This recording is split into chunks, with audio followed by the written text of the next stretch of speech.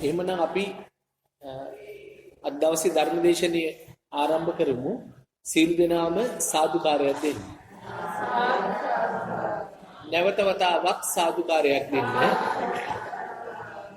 තුන්වෙනි වතාවටත් ශබ්ද නගා සාදුකාරයක් දෙන්න.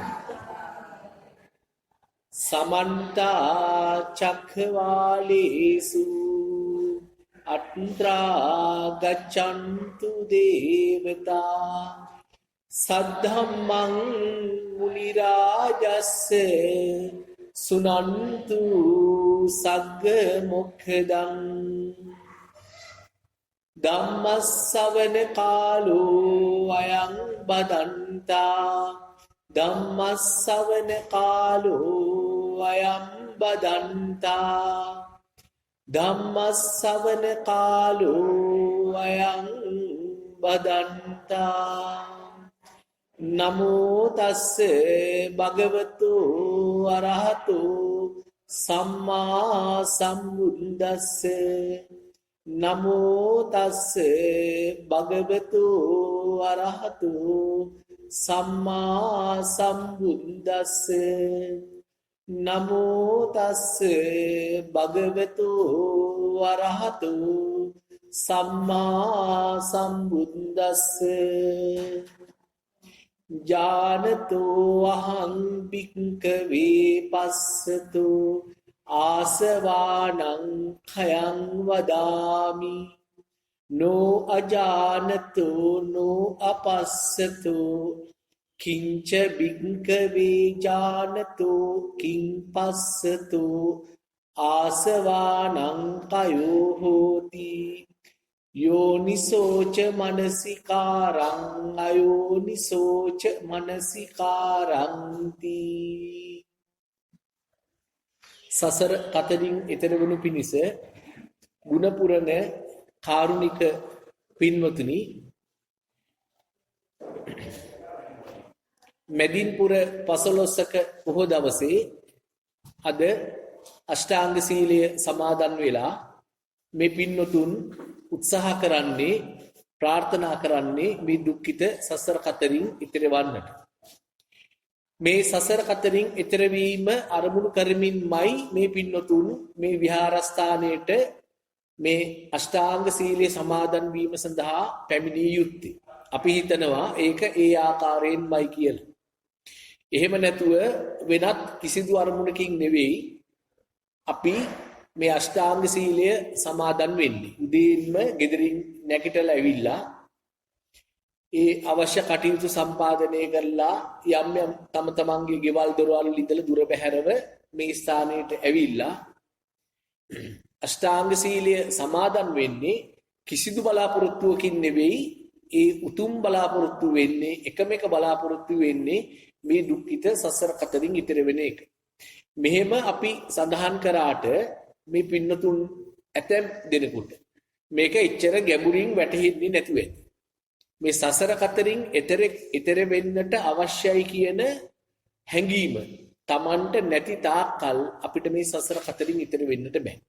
මේ සංසාරයේ භයානකකම නිරන්තරයෙන්ම අපි දැක්කොත් විතරයි අපිට මේ සසරින් ඈතර වෙන්නට හැකියාව ලැබෙන්නේ. අපි ගෙදර ඉන්නකොට දුවා දරුවා අම්මා තාත්තා සහෝදර සහෝදරියන් එක්ක විහිළු තහළු කරමින් ඉන්නකොට ඒවා බොහෝම සොඳුරු දේවල්. හැබැයි අපි ඒ සොඳුරු දේවල් වල නමින් අපේ දූ පුතා අම්මා තාත්තා සහෝදර සහෝදරියෝ හිතවත් අසල්වාසීන් ඒ සියලු සොඳුරු දේවල් අපි එකතු කරගෙන තිබුණට ඒ අපි එකතු කරගෙන තියෙන්නේ සොඳුරු දේවල් වල නමින් ජරාව මරණය. ඒ ජරාව මරණය කියන ගති ලක්ෂණ වලින් ඒ අපි ලං කරගත් සොඳුරු දේවල් එකක්වත් මිදිලා නැහැ. අපි මිදිලත් නැහැ. මේ බව දේශනා කරේ භාග්‍යවත් වූ බුදු පියාණන් වහන්සේ. උන්වහන්සේ කිඹුල්වත් කපිලවස්තු නුවර නැත්තම් ගිහිව ඉන්න කාලෙදී තමයි උන්වහන්සේ මේ ආර්ය පරිශ්‍රණය සිදු කරේ. උන්වහන්සේ මොනවද කොහාටද උන්වහන්සේ මේ දිනෙන් දින යන්නේ? මරණය කරා නේද? ජරාව කරා නේද? උන්වහන්සේ ගිහිව සිටිද්දී එකතු කරගත්ත ඒ අඹදරුවන් දැසිදස්සන් අශ්වයන් බෙලබුන් ඇතුන් වගේ දේවල් රන් රිදී මුතුමැණික් ඒ සියල්ලම ජරාව මරණය කියන මේ අනිත්‍ය ලක්ෂණයන් සහිත වූ දේවල් නේද කියලා උන්වහන්සේ එදා තමයි දැක්කේ බුදු වෙන්නත් කලින්. එතකොට මම දැන් උන්වහන්සේ ඒ ආර්ය පරිශන සූත්‍රයේ දේශනා කරනවා පැහැදිලි කරනවා මම ජරාව නැත්නම් මම ජරාව උරුම කරගනිමින් ඉඳලා මම කිට්ටු කරගෙන තියෙන්නේ මම ජරාව සහිත දේවල්. මම මරණය උරුම කරගනිමින් ඉඳලා මම කිට්ටු කරගෙන තියෙන්නේ මරණය උරුම සහිත දේවල්. උන්වහන්සේ එදා දැක්කා මේ ජරාව ව්‍යාධිය මරණය උරුම වෙච්ච දේවල් තමයි බොහෝම සතුටින් අපි කිට්ටු කරගෙන ඉන්නේ. උන්වහන්සේ වගේම අපිත් එහෙම. අපිට මේකේ භයානක බවක් නැත්තම් දුක් සහිත බවක් තේරෙන්නේ නැහැ. මේ පින්නතුන් සියලු දෙනාටම මං හිතන්නේ ගෙවල් වල ඉන්නකොට කතා බහ කර කර ඉන්නකොට රූප වාහිනිය නරඹනකොට එකට එකතු වෙලා කෑම පිහනකොට ගමන් බිමන් යනකොට මේ සංසාරයේ දුක්ඛිත බව තේරෙන්නේ නැහැ. ඔන්න ඔය නොතේරු කමම තමයි මේ සසර දිග්ගස්සන්නේ. නිතරම මේ පින්නතුන්ට වැටහෙනවා නම් මේ විදියට මම මේ කිට්ටු කරගෙන බොහොම සතුටින් ඉන්න දේවල් තුල සැඟවිලා තියෙන්නේ ජරාව මරණය ව්‍යාධිය කොයි මොහොතක හරි ඒවායේ තියෙන ඒ ස්වාභාවික ගති ලක්ෂණේ ඉස්මතු වෙනවා.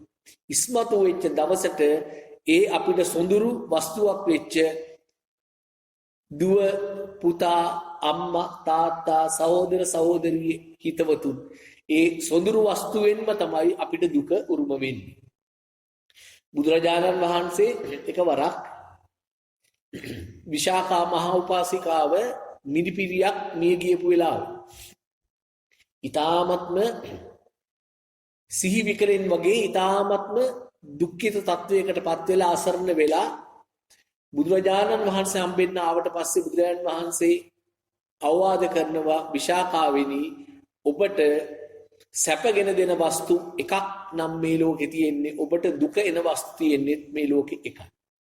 ඔබට සැපගෙන දෙන වස්තු 100ක් මේ ලෝකේ තියෙනවා නම් ඔබට දුකගෙන දෙන වස්තු 100ක් මේ ලෝකේ තියෙනවා.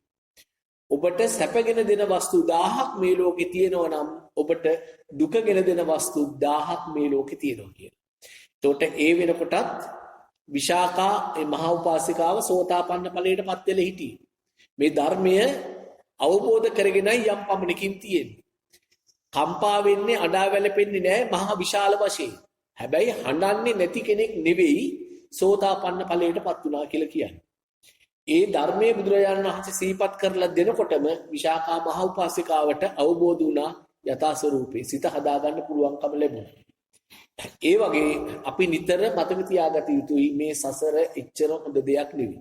දැන් අපි ගනිමු සාමාන්‍යයෙන් ඕනෑම විහාරස්ථානයක පුණ්‍යානුමෝදනා කරනකොට ඒ පුණ්‍යානුමෝදනා කරන්නේ කොහොමද?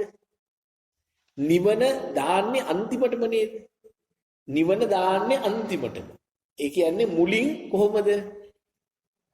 දිව්‍ය මනුෂ්‍ය සැප සම්පත් ලබලා අහවල් දිව්‍ය ලෝකයේ සැප සම්පත් ලබලා මතු මනාකොට අනාගත කාලයේදී පහළවන්නා වූ මෛත්‍රී බුදුරජාණන් වහන්සේ දැකලා අවසානයේදී නිවන් දකින්නටයි අපි පින් අනුමෝදන් කරන්නේ.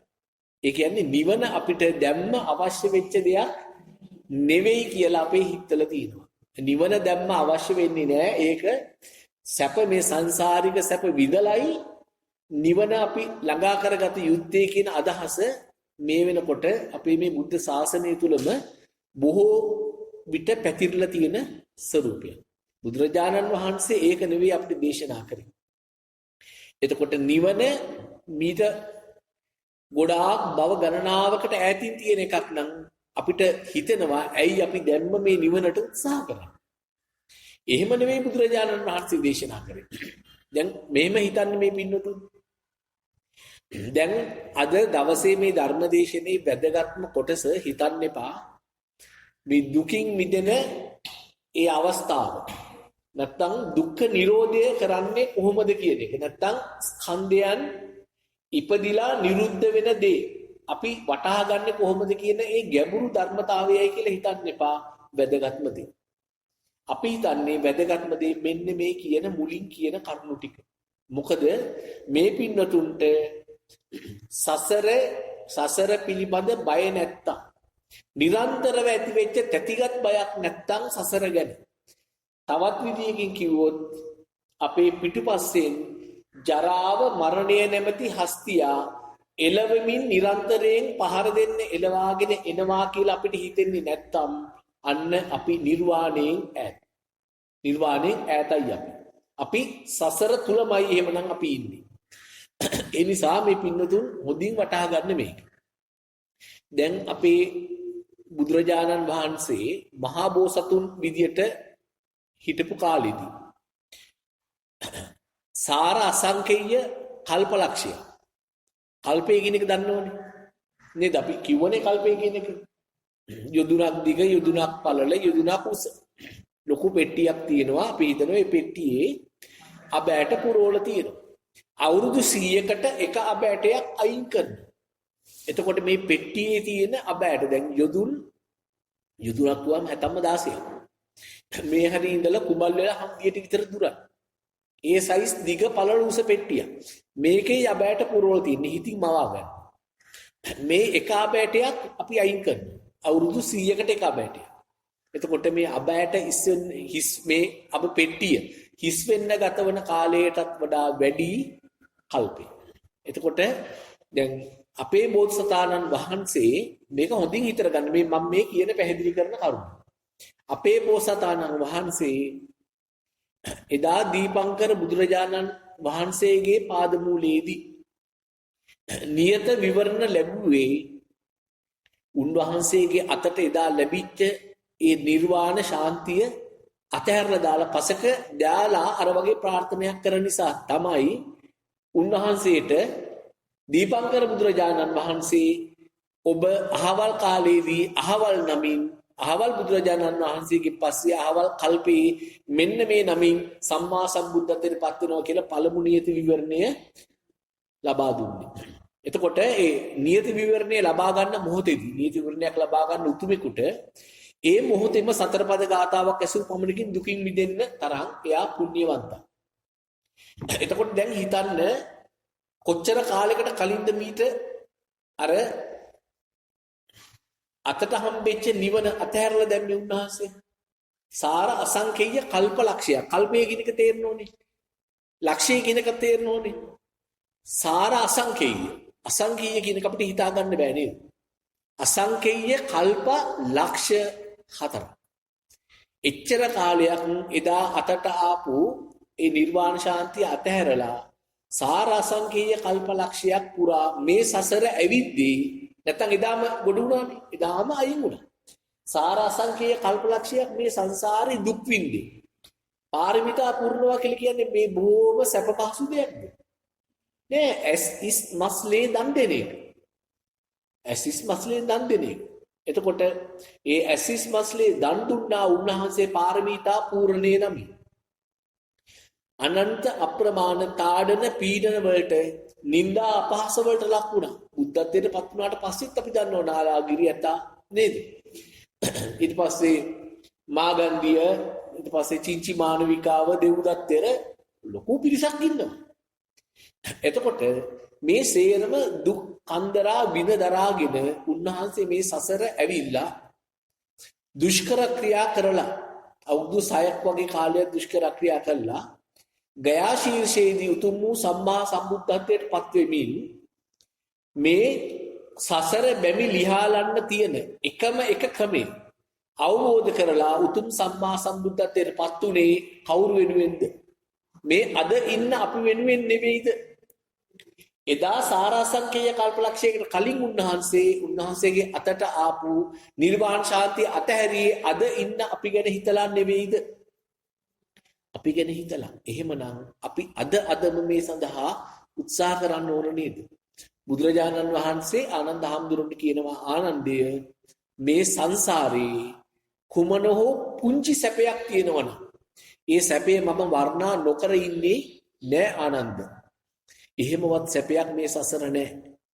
අපි සියලුම දෙනා මේ සසර සැපයි කියලා යම් කෙනෙක් හිතනවා නම් ඒ ලොකු මුලාවකටපත් වෙනවා. අද ධර්ම දේශනය ඊටා උනන්දුවෙන් අහගෙන හිටියොත් මේ පින්නතුන්ට පැහැදිලි වේවි.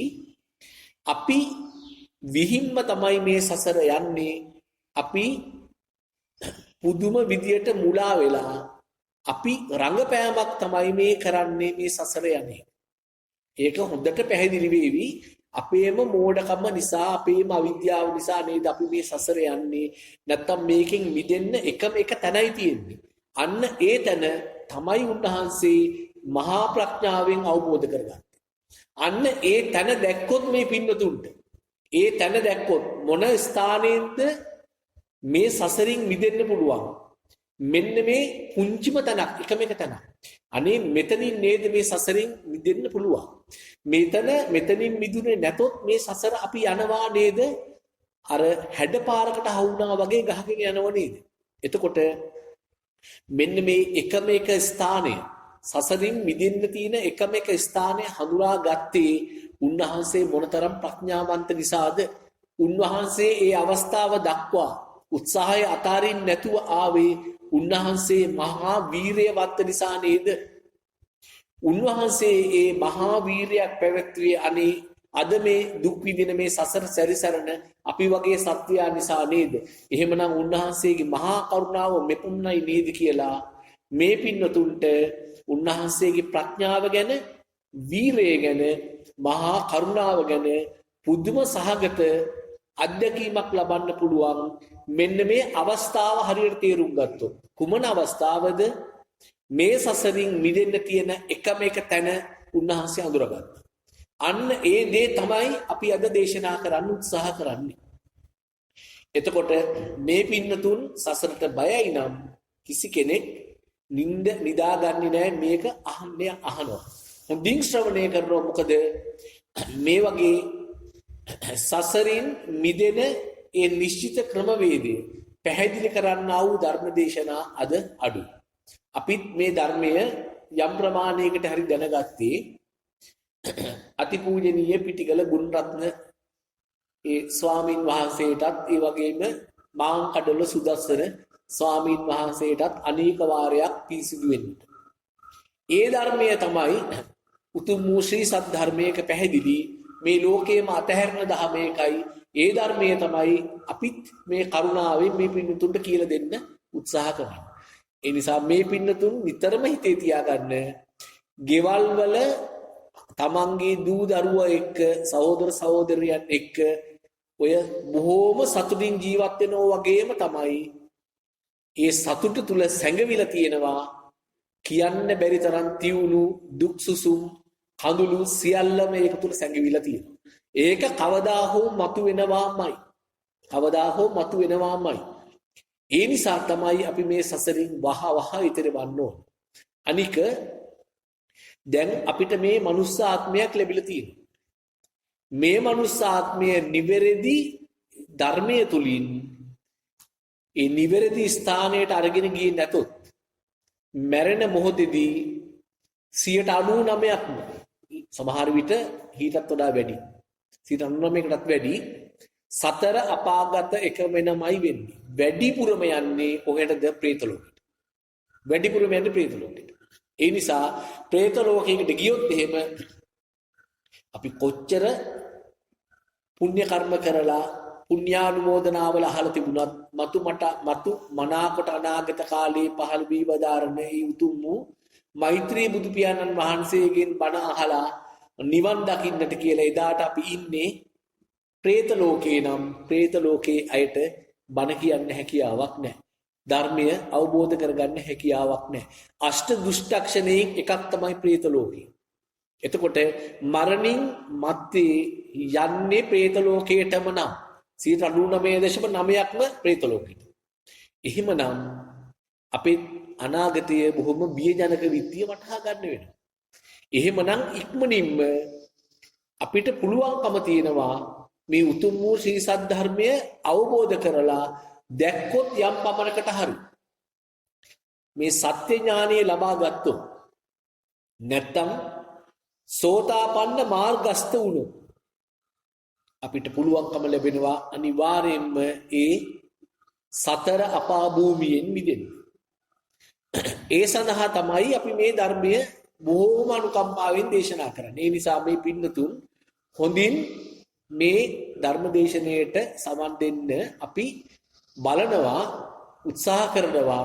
අද දවසේ හවස් වරුවේ යම් කාල වේලාවක් තිබුණොත් මේ පින්නතුන්ට ප්‍රශ්න නගන්න, ප්‍රශ්න අහන්න, අපැහැදිලි තැන්, ගැටලු සහගත තැන් निराකරණය කරගන්න අපි අවස්ථාවන් ලබා දෙනවා.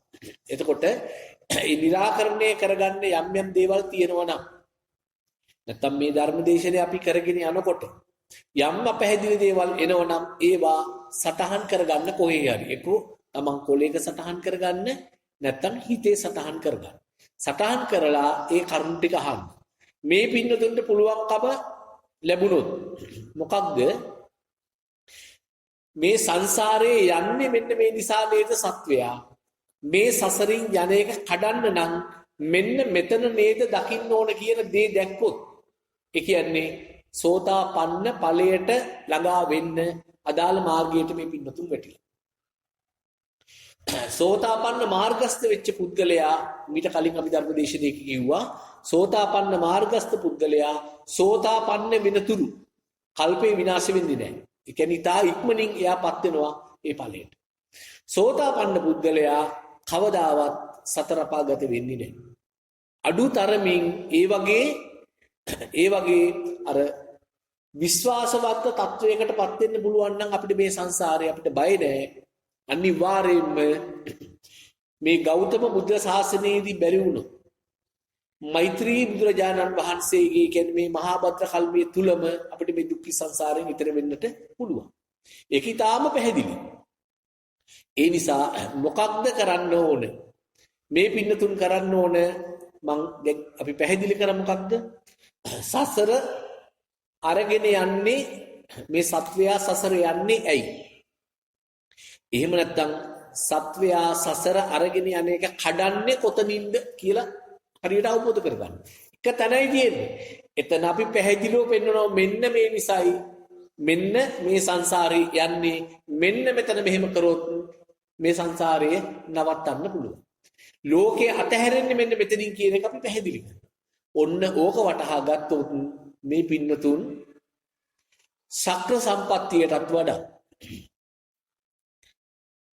ඒ වගේම මේ මනුෂ්‍ය ලෝකේ පහළ වෙන චක්‍රවර්ති රාජ්‍යයකටත් වඩා ශක්‍රයෙකුටත් වඩා මහා බ්‍රහ්මයෙකුටත් වඩා උතුම් වූ পদවියක් ලබා ගත්තා වෙනවා. මතක නේද අපි මීට කලින් ධර්මදේශනේ කිව්වා. ආන්න ඒ නිසා ඒ ස්ථානෙට යන්න පුළුවන් තරම් උත්සාහ කරන්න මේ පින්නතුන්ට දැන් මතක තියාගන්න මේ අපි මේ ලැබපු මනුෂ්‍යාත්මේ අෂ්ට දුෂ්ටක්ෂණයෙන් තොරව මේ උතුම් වූ ශ්‍රී සද්ධර්මයේ අහන්න ලැබිලා තියෙන මේ අවස්ථාව මේක ඊටාම කලාතුරකින් ලැබෙන එකක්. මේ තමයි අපේ අන්තිම බස් එක. හොඳට මේක මතක තියාගන්න. මේ අන්තිම බස් එක මේක මිස් වුණොත් මේක මග හැරුණොත් තවත් කල්ප ගණනාවකට මේ පින්නතුන් මෙට මේ සසර සැරිසරන්න වෙනවා. මම කරන්නේ එමනම් අපි නායක ස්වාමීන් වහන්සේගේ පාද නමස්කාරයෙන් යුක්තව අපි නැවතත් අවසර ලබාගෙන උන්වහන්සේගෙන් මේ උතුම් වූ ශ්‍රී සද්ධර්මය දැන් ඒ ධර්ම කරුණු පැහැදිලි කරන්න උත්සාහ කරනවා. එතකොට මේ පින්නතුන් හොඳට මතක තියාගන්න මේ තමයි අපේ අන්තිම අවස්ථාව. ඇයි එහෙම කියන්නේ? හිතන්න තමන් ඊට පස්සේ මනුෂ්‍යාත්මයක් ගන්න පුළුවන් වෙන එකක් නෑ. මොකද අපි දන්න මහා කුසල් කරපු අය සේරම අපි දන්න ධර්මයෙන් අපිට හිතා ගන්න පුළුවන් ප්‍රමාණයේ සීලම දෙනා ඉන්නේ කොහෙද? പ്രേත ලෝකේ. එහෙමනම් බුදුරජාණන් වහන්සේ කියලා නෑ අහවල් දේ කරාම ආවල් දේ කරාම සතර පායින් මිදෙනවා කියලා නෑ. නිදුසුරක් වශයෙන් ගත්තොත් දැන් අපි මූලික වෙලා මේ චෛත්‍ය රාජානන් වහන්සේගේ ප්‍රසංස්කරණය කරා කියලා මේ පින්නතුන් හිතන්න එපා ඒක හේතු වෙනවා කියලා සතර අපායින් මිදෙන්න. එක චෛත්‍ය රාජයේ ප්‍රසංස්කරණය කළා අපිට ස්ථිර වශයෙන්ම සතර අපායින් මිදෙන්නට පුළුවන් නම් හිතලා බලන්න මේ පින්නතුන් පොඩ්ඩක් 84000ක් වේර විහාර ගොඩනගලා තමන්ගේ එකම දුවයි පුතයි ශාසනයට පූජා කරපු ධර්මාශෝක අධිරාජ්‍යයා දිව්‍ය ලෝකෙ ඉපදුනාද? නෑ සතර අපායෙ ඉපදුනා. අන්න ඒ නිසා බුදුරජාණන් වහන්සේ සතර අපායෙන් මිදෙනවා කියලා තියෙන්නේ සෝතාපන්න මාර්ගස්ත පුද්ගලයාගේ ඉඳලා එතනින් එහාට තියෙන දේවල්. අය.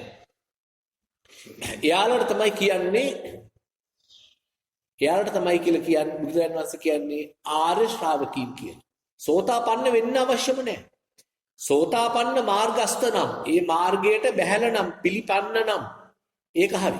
එතකොට අපි දන්නවා ඵල තියෙනව නේද හතරක් සෝතාපන්න සක්‍රදාගාමි අනාගාමි අරියත්. මේ ඵලවලට එන්න මාර්ග තියෙනෝනේ. මාර්ග හතරයි ඵල හතරයි. කීයද 4යි 8යි. ඔන්න ඔය 8 ස්ථානයේ ඉන්න අයට තමයි බුදුරජාණන් වහන්සේ කියන්නේ මොකක්ද? අට පුරිස පුද්ගලීන් 8යි. පුද්ගලීන් 8යි. එතකොට අපි සියලු දෙනාම උත්සාහ ගත යුතුයි මොකටද? සෝතාපන්න මාර්ගස්ත වෙන්න අපි සියලු දෙනාම උත්සාහවත් වෙන්න ඕනේ. මෙතන ඉන්න මේ පින්නතුන් සියලු දෙනා ඒ සඳහා සම්පූර්ණයෙන්ම සුදුසුකම් ලැබලා ඉන්නේ. එකම එක සුදුසුකමයි මේ පින්නතුන්ට නැත්තේ. ඒ තමයි මොකක්ද? වීරිය ටිකක් අඩු. වීරිය තියෙනවා නම් මේ පින්නතුන් මේක අහගෙනම ඉන්නවා පොඩ්ඩක්වත් හිත පිට යවන්නේ නැහැ වීරිය තිබුණා. එතකොට මේ පින්නතුන් අද දවසේ අපි විසින් මේ පැහැදිලි කරන ධර්ම කරුණු හරියටම අහගෙන තමන්ගේ හිතින් මේක මෙනෙහි කරමින් හිටියොත් අද දවස තුලම ඒ උතුම් වූ සෝතාපන්න මාර්ගස්ත වෙන්න පුළුවන් මේ පින්නතුන්. ඒ සෝතාපන්න මාර්ගස්ත වුණා කියලා කියන්නේ ආපහු සෝතාපන්න ඵලයට පත්වන තුරු අපි කිව්වා ඔහු මරන්න බෑ. මිය යන්නේ නෑ. කල්පේ විනාශ වෙන්නේ නෑ. කල්පස්ථිතිකයි කියලා කිව්වා.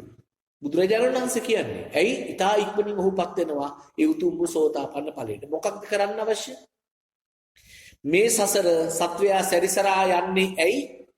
කොතනින්ද මේක කඩන්න තියෙන තැන? සසර කඩන්න තියෙන සසර බැමි ලියන්න තියෙන කඩන්න තියෙන තැන කොතනද? ඒ ලක්ෂ්‍යය කොතනද? ඒ පොයින්ට් එක කොතනද? ඒ ස්ථානය කොතනද කියලා මේ පින්නතුන් හරියට අවබෝධ කරගන්න.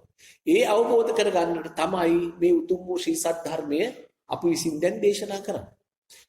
හොඳින් අහුම්කම් දෙන්න මම උත්සාහ කරනවා මෙන්න මේ ආකාර කීපයකින්. ඒ කියන්නේ අපි ගන්නවා ප්‍රධාන නිදර්ශන දෙකක් ගන්නවා. ප්‍රධාන නිදර්ශන උදාහරණ දෙකක්. උදාහරණ දෙකක් අරගෙන උදාහරණ දෙකෙන් පැහැදිලි කරලා ඊට පස්සේ අපි යනවා සත්‍ය වශයෙන්ම මේ ලෝකේ අපි සැරිසරන්නේ මෙන්න මේ දෙයට කියලා අපි කියන්නේ. ඊට කලින් ඊට සරල උදාහරණ දෙකකින් පැහැදිලි කරලයි මේ පින්නතුන් අපි එතෙන්ට අරගෙන යන්නේ. පැහැදිලිද? එකපාරට කියන්නේ නැහැ පංච උපාදානස්කන්ධය කියලා අපි පටන් ගන්නෙ නැහැ. නමුත් මේ පින්නතුන් යම් පමණකට දැන් ධර්මය ශ්‍රවණය කරලා තියෙන්නේ පංච උපාදානස්කන්ධය දන්නවා. නමුත් අපි සරල වෙච්ච උදාහරණ දෙකක් පසු කරලා තමයි මේ ගැඹුරු තැනට යන්නේ. හැබැයි අර උදාහරණ දෙක කියන්නේ නිදාගෙන ඉන්න නෙවෙයි ඒ වෙලාවේදී. ඒ දෙක අහගත්තොත් බොහොම ලේසියෙන් අර ගැඹුරු ධර්ම කරුණ අවබෝධ කරගන්න පුළුවන්. පැහැදිලිනේ? හරි. එහෙමනම් දැන් මේ පින්නතුන් දන්නවා අපි උත්සාහ කළ යුත්තේ අදම මේ චතුරාර්ය සත්‍ය ධර්මය අවබෝධ කරගන්න. හෙටට කල් දාන්න එපා. හෙට කියන එක අපිට කියන්න බෑ. ඊළඟ දේ තමයි ඊළඟ ආත්මය කරනවා කියලාත් අපි කියන්න යන්න එපා. දැන් සාරසංකේය කල්පලක්ෂයකට කලින් අපි වෙනුවෙන්ම අතට ආපු ඒ නිර්වාණය අතහැරපු ඒ බෝසතාණන් වහන්සේ උතුම් වූ සම්මා සම්බුද්ධත්වයට පත් වෙලා අවසන් මොහොතේදී කියන්නේ පරිනිර්වාණයට පත් වෙන්න අවසන් මොහොතේදී අවසන් අවවාදය කළේ අපි හිත මොකක්ද? කිව්වද අපිට දිව්‍ය ලෝක සැප සම්පත් සියල්ලම විදලා ඊට පස්සේ අන්තිමට පුළුවන් කිව්වද? මමත් ඒව විදලා යාවේ නෑ. එහෙම කිව්වේ නෑ. අපිත් ඒව විදලා යවිලා තියෙන්නේ. මේ සංසාරේ අර සෙල්ලමක් තියෙන්නේ. ඉනි මගෙන් නගිනවා අර දාදු කැටේ හොල්ලලා දාන්නේ අවුරුදු කාලෙට. ඉනි මගෙන් නගිනවා නයාගේ කටින් බහිනවා. ස්නේක් ඇන්ඩ් ලැඩර් ගේම් එක කියලා අපි කියන්නේ. ඒ වගේ තමයි මේ සංසාරේ. අර කඩිරැලේ කියනෝ නේද? කවුරුත් නැහැ කියලා චක්‍රවර්ති රජකම නොලබු කඩිරැලේ. විස කඩි වෙලේ ඉන්නේ. ඉතින් එහෙමනම් අපිත් ඔය සේරම සැප සම්පත් විඳපුවා. දැන් මේ සැප සම්පත් තියෙනවා දේව සේරම ඉවරයි. ඒ නිසා පොඩ්ඩක්වත් ප්‍රමාද කරන්න එපා. බුදුරජාණන් වහන්සේ මහා කරුණාවෙන් කිව්වේ මොකක්ද? හන්ද දානි භික්ඛවේ ආමන්ත්‍යාමි වය ධම්මා සංඛාරා අපමාදේන සම්පාදේත. අප්‍රමාදීව පොඩ්ඩක්වත් ප්‍රමාද වෙන්නේ නැතුව සම්පාදනය කරන්න කිව්වා. මොකක්ද? මේ ධර්මයේ දකින්න කියලා කිව්වා. එහෙමනම් ඒ අදාළ කරුණු තමයි අපි දැන් මේ පැහැදිලි කරන්නේ මේ පින්නතුන්ට. එතකොට අද හවස් වරුවිනායක ස්වාමීන් වහන්සේ අපි පොඩි වෙලාවක් තිබුණොත් මේ ගැඹුරු ධර්ම කරුණු මේ පින්නතුන්ට අහන්න ඉඩ දෙනවා තවත් පැහැදිලි කරන්න. ඔව්. එතකොට ඒ සීලුම මොනවා හරි ගැටළු සාගතයන් තියෙනවා නම් මේක ටිකක් ගැඹුරුයි. ටිකක් නෙවෙයි මේක හොඳටම ගැඹුරු. හොඳටම නෙවෙයි අපිට කියන්න වචන නැහැ. ඒ තරම්ම මේක ගැඹුරුයි. හැබැයි ගැඹුරු වුණාට මේක බොහොම පැහැදිලි ධර්මයක්. කොතනවත් පැටලෙන්නේ නැහැ. මුල ඉඳලා අගටම ඊටාම පැහැදිලි. ඒ වගේම පුදුම සොඳුරු දහමක් මේ.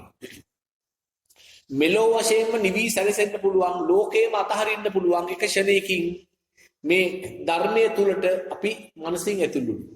ඒ සඳහා උත්සාහ කරන්න. එතකොට අපි මතක තියාගන්න අපමාදේන සම්පාදීත කියලා උන්වහන්සේ අපිට අවවාද කරේ. අපි උන්වහන්සේගේ ශ්‍රාවකයෝ වශයෙන් මේ උතුම් වූ පොය දවසේ ඒ වගේම අෂ්ටාංග ශීලී සමාදන් වෙලා උන්වහන්සේගේ වචනයට කීකරු වෙන්න ඕන. උන්වහන්සේට යමක් කරගන්න නෙවෙයිනේ අපමාදේන සම්පාදීත කියලා කිව්වේ. උන්වහන්සේගේ පවුලේ සියලුම කට්ටිය ඊතර කරා නේද? අපි ගැන හිතලයි කිව්වේ. එදා ඒ බුදුරජාණන් වහන්සේ ඒ මහා කාරුණික තථාගතයන්න් වහන්සේ එදා ඒ වචන ටික උන්වහන්සේ අපි වෙනුවෙන් මේ වායුගෝලයෙන් නිදහස් කරේ. අපමාදේන සම්පාදේත කියලා අද ඉන්න අපි ගැන හිතලා. ඉතින් අපි ඇයි උත්සාහ කරන්නේ නැත්තේ? ශ්‍රී සද්ධර්මයේ තාම තියෙනවා. ශ්‍රී සද්ධර්මයේ තාම තියෙනවා. උතුම් වූ සෝතාපන්න ඵලයට පත් වෙන එක බැරි දෙයක් නෙමෙයි. ඉහළ මගඵල ලැබපු ඒ පුණ්‍යවන්තීන් මේ අද අපේ පොළොව තුල අනිවාර්යයෙන් වැඩි ඉන්නවා. අපි ඒක පැහැදිලිව දන්නවා. එතකොට මේ පින්නතුන්ට අවශ්‍ය වෙන්නේ මේ ධර්ම කරුණු ටික හරියට ඊටාම හොඳින් ඇහුම්කන් දෙන්න. දැන් එහෙමනම් අපි කියවනේ නිදර්ශන දෙකක් සමග තමයි පැහැදිලි කරන්න කියලා. ඔව්. දැන් ඊට කලින් අපි පැහැදිලි කරනවා මෙන්න මේ කරුණ මතක තියාගන්න. දැන් බුදුරජාණන් වහන්සේ ආර්ය පරිශ්‍රණී සිදු කරේ උන්වහන්සේ කිඹුල්වත ඉදිද්දි කියලානේ අපි කිව්වේ කපිලවස්තුපුරයේ ඉන්නකොට උන්වහන්සේ ඒ අර ගිහිව ඉන්න කාලෙදී ඉඳන්ම තමයි උන්වහන්සේ දැක්කේ. උන්වහන්සේ හිතුවේ ජරාව මරණය මම උරුම කරගනිමින් ඉඳලා මම කිට්ටු කරගෙන තියෙන්නේ ජරාව මරණය ව්‍යාධිය සහිත දේවල්මයි.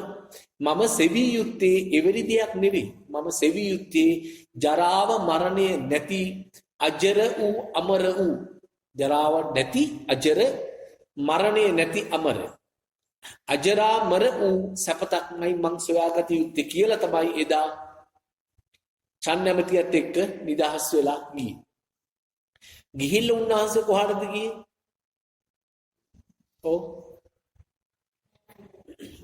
ගිහිල්ලා තාපසතුමෙක් ගාවින් මුලින්ම ආලාර කාලාම කියන තාපසතුමාගේ මේ ධර්මයේ ඉගෙන ගත්තා. මොකක්ද ඉගෙන ගත්තේ ධර්මය? ආලාර කාලාම කියන මේ තවුස්තුමාගෙන් ඉගෙන ගත්තා සප්ත සමාපත්තිය උපදවන්න ඉගෙන ගත්තා. සමාපatti 7ක් දක්වා ඉගෙන ගත්තා. ඉගෙනගෙන උන්වහන්සේ තේරුම් ගත්ත නෑ මම සොයාගෙන ආපු අජර අමර වූ නිවන් සැපත මේක නෙවෙයි. මේකෙත් දුක තියෙනවා කියලා උන්වහන්සේ ඉතින් අයින් වෙලා ගියා. ඊට පස්සේ ආලාර කාලාම අතහැරලා ගියා. උද්දක රාමපුත්ත උද්දකයානන් කියන ඒ තවුස්තුමා වෙත ගියා. ගිහිල්ලා අෂ්ට සමාපත්තියම ඉපදුවා. සමාපatti 8ම අෂ්ට සමාපත්තියම ඉපදුවා. උන්වහන්සේට දැන් පුළුවන් නේව සංඥා ඥා සංඥා එතනේ තමන්ගේ සිත පිහිටුවලා මෙහින් අයින් වෙලා ගියොත් එහෙම අන්න එතන ඒ බ්‍රහ්මතලයේ ඊළඟ උත්පත්තිය ලබන්න පුළුවන්. හැබැයි උන්වහන්සේ දැක්කා ඒකත් මේ කෙලෙස් සම්පූර්ණයෙන්ම අවසන් කිරීම නෙවෙයි, මේ කෙලෙස් යටපත් කිරීමක් විතරයි ධානවලින්. ධානවලින් කෙලෙස් යටපත් කිරීමක් විතරයි කරන්නේ. එතකොට අෂ්ට සමාපatti උපදලා ඒ අරූපී බ්‍රහ්ම ලෝකේ නේව සංඥා ඥා සංඥායතනේ උපත ලැබුවොත් එහෙම මොකද වෙන්නේ? මහා කල්ප 84000කට කෙලෙස් යටපත් වෙනවා.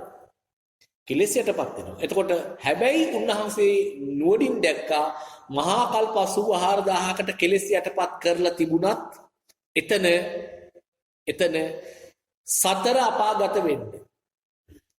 නිරේ ඉඳලා ඒ සියලුම සතර අපාගත වෙන්නේ අවශ්‍ය හිමිකම අතහැරලා නැහැ ඉතින්. නේව සංඥා ඥා සංඥායතනේ ඉන්න බ්‍රහ්මවරු පවා අපාගත වෙන්නට තියෙන හිමිකම අතහැරලා නැහැ. හිමිකම තියාගෙනයි ඉන්නේ. යටපත් කරගෙනයි ඉන්නේ.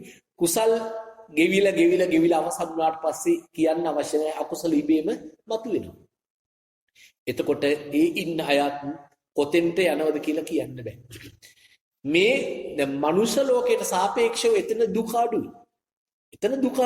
ඒක හරි. හැබැයි උන්වහන්සේ වටහා ගත්තා උන්වහන්සේ සොයන්නා වූ නිර්වාණ ශාන්තියට සාපේක්ෂව සියලුම මේ ලෝකතලයේ තුල තියෙන උප්පත්තීන් සියල්ලම දුක්ගති. දුක්ගති කියලා කියන්නේ අපි සාමාන්‍යයෙන් කියන සතර අපායට. නමුත් නිර්වාණයට සාපේක්ෂව අසංජ තලයක් දුක්ගති වශයෙන් තමයි උන්වහන්සේ දැක්වේ. අන්න ඊට පස්සේ මොකද උන්වහන්සේ කරේ? අර උද්දක රාමපුත්‍ර තවුස්තුමාගෙනුත් සමුගත්තා මේක නෙවෙයි උන්වහන්සේ සොයන ධර්ම කියලා. හොඳට තේරුම් ගන්න. දැන් උද්දක රාමපුත්‍ර ඒ තවුස්තුමාගෙන් අපේ සිද්ධාර්ථ ඒ බෝසතාණෝ තවුස්තුමා මේ අෂ්ට සමාපත්තිය උපදවන්න හැකියාව ලබා ගත්තා කියලා කියන්නේ එතන තියෙනවා සමත භාවනාවත් විදර්ශනා භාවනාවත් දෙකම තිබුණා. විදර්ශනා භාවනාවෙත් එතන තිබුණා රූප වේදනා සංඥා සංකාර විඥාන කියන මේ පින්නතුන් දන්නවා පංච උපාදානස්කන්ධය. මේ පංච උපාදානස්කන්ධේ රූපය ගැන කලකිරිලා. රූපය ගැන කලකිරීම විරාගය තිබුණේ නැත්තම් රූපය අතහැරියේ නැත්තම් උන්වහන්සේ රූපය සුබ දෙයක් නෙවෙයි කියලා රූපේ අසුබ බව උන්වහන්සේ මනාකොට දැක්කේ නැත්තම් රූපේ මිදිලා අරූපී බ්‍රහ්ම ලෝකයකට යන්න හැකියාවක් නෑ උන්වහන්සේ. එහෙමනම් රූපේ තියෙන දෝෂේ උන්වහන්සේ දැක්කා. ඒ කියන්නේ විදර්ශනා භාවනාව. ඒ කාලේ තිබුණා. ඊට පස්සේ නාම ධර්මයන්ගේ දෝෂයක් දැක්ක උන්වහන්සේ. නාම ධර්මයන්ගේ දෝෂයක් දැකලා නාමයන්ගිනුත් උන්වහන්සේ අයින් වෙච්ච නිසා තමයි නේව සංඥා ඥා සංඥායතනයට යන්න පුළුවන්කම උනේ. අසංඥ තලයට යන්න පුළුවන්කම ලැබුණා. ඒ කියන්නේ රූප සහ නාම කියන නාම රූප කියන දෙකේම තියෙන අසුභතාවය මනවින් දැකලා ඒකෙන් අයින් වෙන්න කලකිරිලා විරාගයටපත් වෙලා නොයලෙන්න උන්වහන්සේ කටයුතු කළා. ඒ කටයුතු කරේ එදා ඒ උද්දක රාමපුත්‍ර ඒ තවුස්තුමාගේ දහමට අනුව තමයි කටයුතු කරේ. එතකොට ඒ කියන්නේ ඒ බ්‍රාහ්මණ සමාජයේ ඒ කාලේ තිබුණා විදර්ශනා භාවනාව. විදර්ශනා භාවනාව තිබුණා. රූපයේ තියෙන අසාරත්වය දැක්කා. නාම ධර්මයන්ගේ තියෙන දෝෂය දැක්කා. ඒ නිසා තමයි අසංඥ තලයට යන්න පුළුවන්කම ලැබුණේ. හැබැයි උන්වහන්සේ ඒක නෙවෙයි උන්වහන්සේ සෙවන ධර්මයේ කියලා එතනින් අයින් වුණා. අයින් වෙලා ගිහිල්ලා ගයා ශීර්ෂයේදී උතුම් වූ සම්මා සම්බුද්ධත්වයට පත් වෙලා උන්වහන්සේ දේශනා කරා බරණස මිගදායි ඉසිපතනී මිගදායි උන්වහන්සේ දේශනා කරා ධම්සක් පැවතුම් සූත්‍රය. ඒ දේශනාව උන්වහන්සේ පැහැදිලිව දක්වනවා පුබ්බේ අනුනුස්සතේසු ධම්මේසු පෙර නොයසූ විරූ ධර්මයක්මයි මං උඹලාට දේශනා කරන්නේ. පෙර නොයසූ විරූ ධර්මයක් නම් මේ දේශනා කරන්නේ උන්වහන්සේගේ ධර්මය. තථාගතයන් වහන්සේගේ ශ්‍රී සද්ධර්මය පෙර නොයසූ විරූ ධර්මයක් නම් එදා ආලාර කාලාම තවුස්තුමාගෙන් හෝ උද්දක රාමපුත්‍ර තවුස්තුමාගෙන් අහගත්ත ධර්මයේ වෙන්න බැරි බව නුවණ තියෙන මේ පින්නතුන් අවබෝධ කරගන්න වටහා ගන්න ඕනේ. එහෙමනම් සිත සමාධිගත කරලා නේව සංඥා නා සංඥායතනයට ගියත් ඒක උන්වහන්සේ සොයපු ඒ නිර්වාණ ශාන්තිය නොවන බව අපිට වටහා ගන්න ඕනේ. මොකද එතනත් නිවනට සාපේක්ෂව දුක්ඛති කියලා උන්වහන්සේ පැහැදිලි කරනවා. ඒ වගේම එතන ඉන්න අයත් උතුම් වූ සැප විඳිනවා වෙන්න පුළුවන්. හැබැයි එයාලත් සතර අපාගත වෙන්න තියෙන හිමිකම අතහැරපු අය නෙවෙයි. අන්න ඒ නිසා අපි සීල දෙනා වටහා ගත යුතුයි තථාගතයන් වහන්සේගේ උතුම් වූ ශ්‍රී සද්ධර්මය කුමක්ද? එතනක් තියෙන්නේ සමත විදර්ශනාව. මේ බුදුරජාණන් වහන්සේගේ ධර්මයේ තුලක් තියෙන සමත විදර්ශනාව. මීට කලින් උන්වහන්සේ අර තවුසෙක් විදියට නිවන සොයාගෙන ගිය ගමනේදී අෂ්ට සමාපatti උපදන අවස්ථාවේදීත් එතෙන්දිත් අවබෝධ කරගත්තේ සමත විදර්ශනාව. හැබැයි වෙනසක් තියෙනවා. මොකක්ද වෙනස? ඒ අර තවුස්තුමාගේ අෂ්ට සමාපatti උපදනකොට ඒ අවස්ථාවේදී උන්වහන්සේ වටහාගත්තේ ධර්මය අන්තයක් ඇසුරු කරලා තිබුණා. ඔන්න දැන් අපි ටික ටික ගැඹුරට එනවා. අන්තයක් ඇසුරු කරලා තිබුණා. නමුත් උන්වහන්සේ අවබෝධ කරගත්ත ධර්මය පුබ්බේ අනුනුස්සතේසු ධම්මේසු පෙර නොයසු විරු ධර්මය අන්ත ඇසුරු කරලා නැහැ. ධම්සක් පැවතුම් සූත්‍රයේ තුලම තියෙනවා මජ්ක්‍ධිමා පටිපදා තථාගතේන අபிසම්බුද්ධා චක්කුකරණී ඥානකරණී උපසභාය අභිඥාය කියලා විදිහට තියෙනෝනේ. මජ්ක්‍ධිමා පටිපදා මොහොකින්ද උන්වහන්සේ මේ නිර්වාණයට ගමන් කරන්නේ? මධ්‍යම ප්‍රතිපදාවෙන් කියලා කියන්නේ අන්ත ඇසුරු වෙන්නේ නැහැ. එතකොට අර අෂ්ට සමාපatti උපදලා නේව සංඥා නා සංඥායතනයට යනකොට විදර්ශනා භාවනාව වඩලා තිබුණත් එතන අන්තයක් ඇසුරු වෙනවා. එහෙමනම් අන්ත ඇසුරු නොවන විදියටයි මේ ධර්මයේ දැකිය යුත්තේ. ඒ නිසායි අපි කියන්නේ මේ ධර්මය ඊටාම මනාකොට දේශනා කරලා තියෙනවා. ඊටාම වටිනවා. ඊටාම සුදුරුදහවක්. මේ ධර්මය දැක්කොත් විතරයි මේ පින්නතුන්ට බුදුරජාණන් වහන්සේ ගැන මහා භක්තියක් ඇති වෙන්නේ. ධර්මයේ නොදක කවදාවත් උන්වහන්සේ ගැන නියම ශ්‍රද්ධාවක් අචල ශ්‍රද්ධාවක් හටගන්නේ නැහැ. වෙනස් නොවන ශ්‍රද්ධාව හටගන්නේ ධර්මයේ දැක්කොත්. ඒ ධර්මයේ දකින්නටයි මේ අපේ ආරාධනය. එතකොට දැන් අන්ත ඇසුරු නොවෙන්නයි මේ ගමන යා යුත්තේ. මොනවද අන්ත? දැන් අපි පොඩ්ඩක් මතක් කරන්න. දැන් මේ මම හැමදාම අපි පැහැදිලි කරනවා වගේ මේ ධර්මයේ හොඳින් ශ්‍රවණය කරගන්න අවශ්‍යයි. අපිට වෙන අරමුණු වෙන්න බෑ කියලා හිතලා S2 පියාගත්තොත් නම් විනාශයි. S2 පියාගෙන කරන්න බෑ මේක. දැන් S2 පියාගෙන මේක ධර්මයේ අහනව නම් අපිට පුළුවන් නේද මේ ධර්මදේශනේ රෙකෝඩ් කරලා පටිගත කරලා අහන්නත් පුළුවන්. ඊට වඩා ඉදිරියේ ඉඳගෙන ධර්මය පැහැදිලි කරනකොට ඒක අවබෝධ කරගන්න තියෙන පහසුව වැඩි. හැබැයි ඒ නිසා ඉතින් ඉදිරියට ඉඳගෙන S2 පියාගෙන ඉන්නව නම් පළක් තියනවද? නෑනේ. ඒ හින්දා හොඳට S2 අරගෙන අපි මේ කියන දේවල් ගැන හොඳින් අවබෝධ වටහා ගන්න එක තමයි කරන්න ඕනේ. එතකොට මොනවද අන්ත ගණනාවක් මීට කලින් අපි කිව්වා. බුදුරජාණන් වහන්සේ මජ්ජේ සූත්‍රයේ ඒ පැහැදිලිව අන්ත කියලා තියෙනවා. මීට කලින් ධර්මදේශනාවල අපි ඒව පැහැදිලි කරලා තියෙනවා. නමුත් අදත් නැවත අපි කෙටියෙන් ඒ කරුණු පැහැදිලි කරනවා අන්ත. මොනවද අන්ත? දැන් මේ පින්නතුන්ට අපි පැහැදිලි කරා මෙන්න මේක හොඳින් අහගන්න. උදාහරණ දෙකක් කියනවා. උදාහරණ දෙක පැහැදිලි කරලා ඉන්පස්සේ යථා ස්වභාවය නැත්නම් මේ ලෝකේ සත්‍ය වශයෙන් අපි සසර යන්නේ ඇයි? සසර මිදෙන්න ඕන කොතනින්ද කියලා ඒ කරුණ පැහැදිලි කරනවා. ඒ පැහැදිලි කරනකොට මේ පින්නතුන් දක්ෂ වෙන්න ඕන අර අන්තවලට වැටෙන්නේ නෑ නේද කියලා තමන්ගේ නෝනින් දක ගන්න ඕන තමයි. නිකන් ඉඳලා හරියන්නේ නෑ, උත්සාහවන්ත වෙන්න ඕන. තමන්ගේ නුවණින් දැක ගන්න. එතකොට ඒ සඳහා අපි අන්ත ටික දැන් පැහැදිලි කරනවා. ඒ අන්ත මතකයේ තියාගෙන බලන්න මේ අපි පැහැදිලි කරන ගමන් මාර්ගයේ ඔය අන්තවලට වැටෙනවා නම් කියන්න දැන් අන්තයකට වැටෙනවා නේද? ඔහොම කියොත් හරියන්නේ නැහැ නේද කියලා. මොනවද අන්ත? එකක් තමයි ඇත කියන අන්තයයි නැත කියන අන්තයයි. දැන් ඔන්න පැහැදිලි කරගමුකෝ අපි. දැන් මෙතන අපි තුන් මාස්ක් එකක්. ඇත නැත්නම් නැත. ඇත කියලා කිව්වත් අන්තයක්, නැත කියලා කිව්වත් අන්තයක්. එහෙමනම් මේ දේ මෙතන දකින්නේ කොහොමද කියන දේ යථා අවබෝධයෙන්. දැන් මෙතන බිත්තියක් ඇත කිව්වත් අන්තයක්, නැත කිව්වත් අන්තයක්. ඇත කියන්නත් බෑ, නැත කියන්නත් බෑ. යථා ස්වභාවය දැක ගන්න ඕන මොකක්ද මේ බිත්තිය කියන්නේ? ඒක දැකගත්තරම් මේ පින්නතුන් අර මාර්ගස්ත වුණා. ඕක දැක ගන්නයි තියෙන්නේ. මහා දෙයක් නෙවෙයි. හරි. එතකොට එකක් තමයි ඇත නැත. ඊළඟ අන්තයෙන් තව කියන්නේ. ඔන්න වැදගත් මේක. ආධ්‍යාත්මයයි බාහිර ආයතනයයි. දැන් තමන් ගැන හිතන්න තමන්. තම තමන් ගැන ඔය ආධ්‍යාත්මය කියන්නේ තමන්ට අදාළ. දැන් තමන්ගේ තියෙනව නේද?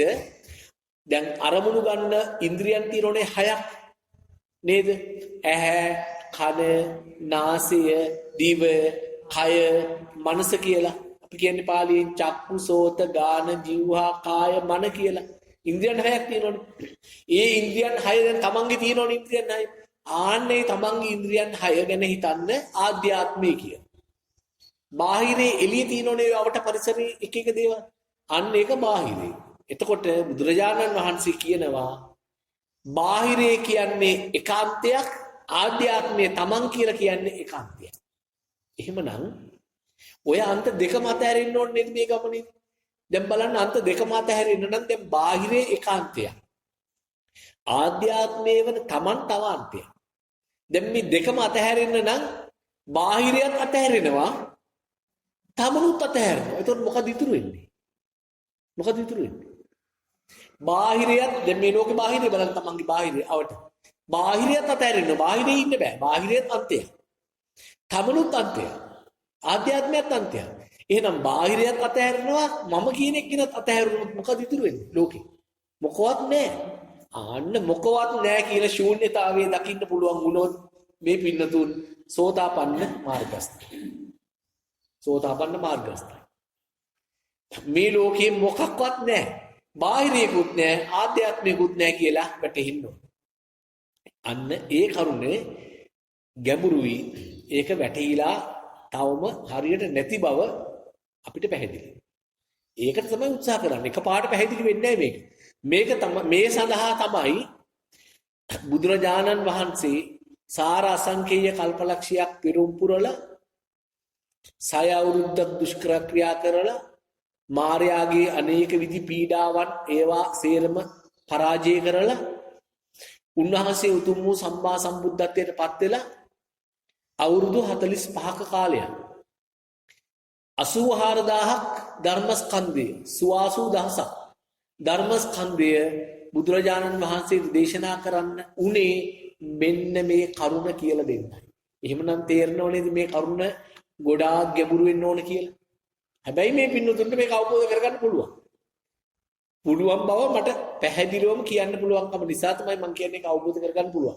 මේක අවබෝධ කරගන්න බැරි දෙයක් නෙවෙයි උන්වහන්සේ කිව්වේ. අපිට ඕනකම නැහැ.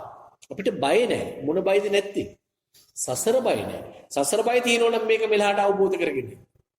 ඒකයි. එතකොට දැන් ඒකාන්තයක් කිව්වා ඇත, අනිත් අද්දේ කිව්වා නැත. මේ එක එක වචන වලින් කිව්වට සියල්ල සමානයි. ඒ නිසා දැන් ඇත කියලා ඇත කියන එකයි නැත කියන එකයි දෙකම වටහා ගන්න ඕන. බාහිරේ නෑ කියලායි ආධ්‍යාත්මේ නෑ කියලායි ඒව වටහා ගන්න ඕනේ. එහෙම එකක් නෑ. එකයි අවබෝධ කර ගන්න ඕනේ. ඊටු සේරම පැහැදිලි වෙයි. එතකොට දැන් බාහිරේ කියන්නේ එක අන්තයක්. බාහිරේ කියන්නේ දැන් තමන් බලන්න පොඩ්ඩක් ඇස්සරලා ඇස් පියාගෙන ඉන්න කට්ටිය බාහිරේ මොකක්ද කියලා. ඔය එළියේ තියෙන්නේ බාහිරේ. ඒක ඒකාන්තයක්. ඒක අතහැරෙන්න ඕනේ. ආධ්‍යාත්මේ තමන් දිහා තමන්ගේ දිහා බලන්න. තමන්ගේ රූපේ කියලා කියන්නේ ඒක ඒකාන්තයක්. දැන් තමනුත් අතහැරිලා බාහිරයත් අතහැරුණොත් මේ ලෝකේ මොකක්ද තියෙන්නේ? මේ ලෝකේ කිසිවක් නැහැ. ලෝකේ ශූන්‍යයි. ඔන්න ඔය අවබෝධ ඥානයට ආව කියන්නේ මේ පින්නතුන්ට සතුටු වෙන්න පුළුවන්. අපිට මේ නිර්වාණ ශාන්තිය උතුම් වූ නිර්වාණ ශාන්තිය ගොඩක් දුර නෑ කියලා මේ පිටුතුන්ට පේනවා. එතෙන්ටයි එන්න ඕනේ. ඒකටයි අපි මේ උත්සාහ කරන්නේ මේ ධර්මයේ කියලා දෙන්න. නිදාගන්න එපා කියන්නේ ඒ නිසා. නැත්තම් මේ ධර්මය දැන් අපි විසින් මෙහෙම පැහැදිලි කරනකොට ඇහුවත් නැතත් කමක් නැහැ. හැබැයි ඉතින් මේ වගේ දෙයක් අහන්න වෙන්නේ නැති නිසා තමයි කියන්නේ හුඳින් උත්සාහ කරන්න නැත්තම් ඊළඟ භවයේ අපි කොහේ යනවද දන්නේ නැහැනේ. හරි. දැන් බාහිර ආයතනේ බාහිරියත් අතහැරෙන්න ඕන ආධ්‍යාත්මයත් අතහැරෙන්න ඕන. ඒ කියන්නේ මේ ලෝකේ මොකක් ගන්න නැති වෙනවා. ඉතින් ඇත කියන එකත් ඇතහැරෙන්නව නැති කියන එකත් අතහැරෙනවා. එතකොට මොකක් අතහැරෙන්නේ ලෝකේ? හරි. ඊට පස්සේ ඊළඟ එක තමයි නාම කියන එකත් අතහැරෙන්න ඕන. නාම කියන එකත් අතහැරෙන්න ඕන. රූප කියන එකත් අතහැරෙන්න ඕන. දැන් මේ පින්නතුත් හිතේ අපෝ ඔන්න ඕක තමයි අපිට තේරෙන්නේ නැති කියලා හිතන්නේ. නෑ ඒක හරි සරලයි. සරලයි කියලා කියන්නේ එච්චර බය වෙන්න එපා. බය වුණොත් බෑ මේකට. සරල නෑ මේක. සරල නෑ හැබැයි ඔය හිතන තරම් අමාරු නෑ. හිතන තරම් අමාරු නෑ. තමන් වීරිය තියනවා නම් හරිම සරලයි මේක. නාම කියන්නේ ඒකාන්තයක්, රූප කියන්නේ ඒකාන්තයක්. නාම රූප දෙකම අයින් වෙන්න ඕන. පැහැදිලිද? හරි. එතකොට මේකට අපි යම් පොඩ්ඩක් දැන් බුදුරජාණන් වහන්සේ කියනව නේද මේ ලෝකයේ තියෙන්නේ පරමාර්ථ ධර්ම හතරක්. මොකක්ද පරමාර්ථ ධර්ම හතර? චිත්ත, චෛතසික, රූප, නිබ්බාන. ඔන්න දැන් බලන්න මම මේ සම්බන්ධ කරන්න හදන්නේ මේට කලින් කිව්වනේ නාමත් අතහැරෙන්න ඕන, රූපත් අතහැරෙන්න ඕන කියලා. ඊට කලින් කිව්වේ මොකක්ද? බාහිරියත් අතහැරෙන්න ඕන, තමනුත් අතහැරෙන්න ඕන. එතකොට මොකක්වත් නැහැනේ. දැන් බලමු දැන් නාමත් අතහැරෙන්න ඕන, නාමත් එකාන්තයක්, රූපත් එකාන්තයක්. නාමත් අතහැරෙන්න ඕන, රූපත් අතහැරෙන්න ඕන. දැන් බලන්න ඔතෙන්ද අපි සම්බන්ධ කරගමු පොඩ්ඩක්. බුදුරජාණන් වහන්සේ කියනවා මේ ලෝකේ පරමාර්ථ ධර්ම හතරයි තියෙන්නේ. වෙන මොකවත් නැහැ මේ ලෝකේ. පරමාර්ථ වශයෙන් ගත්තාම ධර්මතා හතරයි. මොකක්ද ධර්මතා හතර? චිත්ත, චෛතසික, රූප, නිබ්බාන. නිබ්බාන කියන්නේ මේ ලෝකේ තියෙන එකක් නෙවෙයි. මේ ලෝකයෙන් ඈතර. ලෝකෝත්තර එක. ඒ නිසා නිර්වාණය කියන එක අයින් කරන්න. මේ ලෝකේ තියෙන එතකොට චිත්ත, චෛතසික, රූප. මේ ලෝකේ තියෙන්නේ. එතකොට චිත්ත කියලා කියන්නේ සිත්නේ. සිත්. චෛතසික කියලා කියන්නේ සිත්වල හට ගන්නා වූ සිතුවිලිනේ. ඒ චිත්ත චෛතසික කියන දෙකට නේද නාම කියන්නේ. එහෙනම් මේ ලෝකේ තියෙන නාමයි රූපයි විතරයි. දැන් බුදුරජාණන් වහන්සේ පැහැදිලි කරනවා නාම ඒකාන්තයක්, රූප ඒකාන්තයක්. එහෙනම් නාමත් අතරින්න, රූපයත් එක අතරින්න, නාමත් රූපයත් අතරියා කියන්නේ මේ ලෝකෙම අතහැරෙනවා. බාහිරියත් අතරින්න, ආධ්‍යාත්මයත් අතරින්න. බාහිරියත් නෑ, ආධ්‍යාත්මයත් නැත්තම් මේ ලෝකේ නෑ. පැහැදිලිනේ සමානයි කියලා. පේනවද මේ වගේ උතුම් වූ ධර්මයක් අනිකුත් ආගම්වල තියෙනවද? නෑ. අනිකුත් ආගම්වල නෑ. යජජ්ජගා සක්්‍ය මුනි සමාහිත පරෝපදේශ රහිතව මේ යජජ්ජගා සක්්‍ය මුනි ශාක්‍ය මුනින්ද්‍රයන් වහන්සේ විසින් පරෝපදේශ රහිතව සමාධිමත් වූ සිතකින් තමයි මේක මේ ධර්මය වටහා ගත්තේ, අවබෝධ කරගත්තේ. මේ ධර්මයේ මේ පින්නතුන් වටහා ගත්තොත් මේ පින්නතුන් පුදුම සතුටක්, පුදුම චිත්ත ප්‍රීතියක් ඇති වෙනවා. අනේ මේ වගේ උතුම් වූ ධර්මයක් නේද මගේ භාග්‍යවතුන් වහන්සේ දේශනා කරේ. සාරාංශකයේ කල්පලක්ෂයකට කලින් මගේ උන්වහන්සේගේ අතට ආපු මේ නිර්වාණ ශාන්තිය අතහැරලා දෙන්න අපි වෙනුවෙන් නේද? අපි ඉතින් දැන් මේකෙන් ඵල ප්‍රයෝජන ගන්නවා නේද? ඔබ වහන්සේ කියපු විදියට නේද අපි කටයුතු කරන්නේ? මා ඔබ වහන්සේගේ ශ්‍රාවකයෙක් නේද කියලා අන්න නොසෙල් වෙන ශ්‍රද්ධාව හටගන්න. එතකොට මේක අමාරු නෑ. දැන් පැහැදිලිනේ? පැටලෙන්නේ නෑ මේක කොහෙවත්. පැටලෙනවා නම් අපිම පටලවා ගත්තොත් මිසක මේ උතුම් ශ්‍රී සද්ධර්මයේ පැටලෙන්නේ නෑ. දැන් නාමත් අතරින්න, රූපත් අතරින්නේ වාර්ථ දෙකක් කියලා කිව්වා. හරි. ඊට පස්සේ අතීතයේ ඒකාන්තයක් කිව්වා, අනාගතයේ ඒකාන්තයක්. ඔන්න හොඳ වැදගත් දෙයක්. මේක හොඳින් අහගන්න. අතීතය කියලා කියන්නේ අහගන්න ඒකාන්තයක්, අනාගතය කියලා කියන්නේ ඒකාන්තයක්. එහෙමනම් අතීතයත් අතහැරියොත් අනාගතයත් අතහැරියොත් මොකද ඉන්න වෙන්නේ? වර්තමානයේ ඉන්න වෙන්නේ. වර්තමානයේ ඉන්න වෙන්නේ මේ දැන් මේ ෂනේ. දැන් වර්තමානයේ කියන්නේ මේ සලකන ෂනේදී ඒක වර්තමානයේ නම් ඊට එකෙල්ලේම කලින් ෂනේ අතීතේ නේද? අනිත් එක තාම ඇවිල්ලා නැහැ නේද අනාගතේ. එක ෂනේයි. එක ෂනේ ඒ ෂනේ තුල ජීවත් වෙන්න කියලා කියන්නේ. අන්න ඒ එක ෂනයක් තුල ඉපිද නිරුද්ධ වන ධර්මතාවයන්ගේ අනිත්‍ය දකින්න එක තමයි නිර්වාණය කියන්නේ. එක ෂණයක. එතකොට එක ෂණයක කියන්නේ වර්තමානයේ ඉන්න ඕනේ කියන එක. දැන් මේ පින්නතුන්ට අපි පැහැදිලි කරනවා හොඳින් වටහා ගන්න. අපි කිව්වනේ උදාහරණ දෙකක් කියනවා කියලා. ඒ උදාහරණ දෙකේදී පැහැදිලිව කියනවා ඔන්න මෙහෙම කරොත් අතීතයට යනවා. අතීතයට ගියා කියලා කියන අන්තයක් ඇතුළු කරන්නේ. අපිට ලෝකයෙන් මිදෙන්න පුළුවන්ද? මේ සසරින් මිදෙන්න පුළුවන්ද? බෑ. අන්න ඔතන තමයි කඩන්න ඕන තැන. බුදුරජාණන් වහන්සේ අපි කිව්වනේ මේ සසර සත්‍යය සැරිසරන්නේ මෙන්න මෙතනින්. සත්‍යය මේ සසර සැරිසරන එක කඩන්නේ මෙන්න මෙතනින් කියලා උන්වහන්සේ සොයාගත්ත කියලා එකම එක තැනයි තියෙන්නේ. අන්න ඒ තමයි ඔන්නොතන. වර්තමානයේ අරමුණක් එනකොට අපි නොදැනම අතීතයට යනවා. ඔන්නොතන කැඩුවොත් අපි දිනු. පැහැදිලිද? එහෙමනම් අතීතයේ කාන්තයක් අනාගතයේ තවත් අන්තයක් අපි වර්තමානයේ තුලයි ඉන්නවා. හරි. ඒ වගේම තව කිව්වා තව මොනවද? සක්කාය කියලා කියන්නේ දැන් අපි දන්නෝනේ දැන් අපි ජීවත් වෙනකොට අරමුණු ගන්නෝනේ. අරමුණු ගන්නකොට අපිට සිත් සහ සිතුවිලි හට ගන්නෝනේ. දැන් මේ නිරන්තරයෙන්ම සිත් සහ සිතුවිලි හට ගැනීමක් නෙමෙයි වෙන්නේ. අපි දන්නේ නැහැ. හැබැයි සිත් සහ සිතුවිලි හට ගැනීමක් වෙන්නේ. එතකොට මේ සිත් සහ සිතුවිලි හට ගන්නකොට නැත්තම් අරමුණක් ගන්නකොටම ගොඩවල් පහක් ස්කන්ධ ගොඩවල් නැත්තම් ස්කන්ධ කියන්නේ ගොඩවල් වලට ගොඩවල් පහක් හට ගන්නවා. ඒ ගොඩවල් පහම එකට තියෙන්නේ. එකට හටගන්නේ. එකට නැති වෙන්නේ. හැබැයි මේක වටහා ගන්න අපහසු නිසා බුදුරජාණන් වහන්සේ මේ ගොඩවල් පහ නැත්තම් මේ එකට තියෙන ගොඩවල් පහ වෙන් කරලා පෙන්නවා. රූප වේදනා සංඥා සංකාර විඥාන පංච උපාදානස්කන්ධය කියලා කියවන්න ඕකට. රූප වේදනා සංඥා සංකාර විඥාන. පැහැදිලිනේ? හරි. එතකොට දැන් මේ රූප වේදනා සංඥා සංකාර විඥාන කියන පහම ওই වෙන් කරලා උන්වහන්සේ අපිට පෙන්නුවට අවබෝධ කරගන්න බැරි නිසා අපිට පෙන්වුවේ අපි කියන අනුකම්පාව. රූප වේදනා සංඥා සංකාර විඥාන කියන පහ තියෙන එකටම එකතු වෙලා. එකටම ඇලිලා. මෙන්න මේ එකටම ඇලිලා තියෙන මේ පස් දිනාට අපි කියනවා එකට ඇලිලා කියන අර්ථය ඇතුව සක්කාය කියලා. එහෙනම් පංච උපාදානස්කන්ධයට තමයි සක්කාය කියලා කියන්නේ. සක්කාය කියන්නේ පංච උපාදානස්කන්ධයට. සක්කාය සමුදය කියලා කියන්නේ දැන් එක අරමුණක් ගන්නකොට පංච උපාදානස්කන්ධය ඇති වෙලා නැති වෙනවා. හැබැයි මේ නැති වෙන එක අපි නැති වෙන්න දෙන්නේ අතීතයට ගිහිල්ලා ඒකට එකක් යා කරලා අපි නැවත ඇති කරගන්න ඕනකම. පැහැදිලිද? අන්න ඒ සක්කාය ඇතිවීමට හේතුව සමුදය කියන්නේ හේතුව. සක්කාය සමුදය තව අන්තයක්. සක්කාය ඒකාන්තයක්. ඒ කියන්නේ දැන් අරමුණක් ඔස්සේ අරමුණක් අපිට ඇවිල්ලා රූප වේදනා සංඥා සංකාර විඥාන කියන පංච උපාදානස්කන්ධය ඇති වෙනකොට ඒක ඒකාන්තයක් කිව්වා. ඒ දේකාන්තයක් මේ ටික ගැඹුරුයි. ඉදිරියට අපි පැහැදිලි කරනවා. ඒක නැවත නැවත ඇති වෙන එක තව අන්තයක් කිව්වා. එහෙමනම් මේ දෙක අතරමැදයි අපිට ඉන්න වෙන්නේ. මේ දෙක අතරමැදයි අපිට ඉන්න වෙන්නේ. තව විදිහකින් කිව්වොත් සරල කරොත් මේක දැන් මේ පින්නතුන් එකපාරට අපි හිතමු දකිනවා කවුරු හරි කෙනෙක්. කවුරු හරි කෙනෙක් දැක්ක ගමන්ම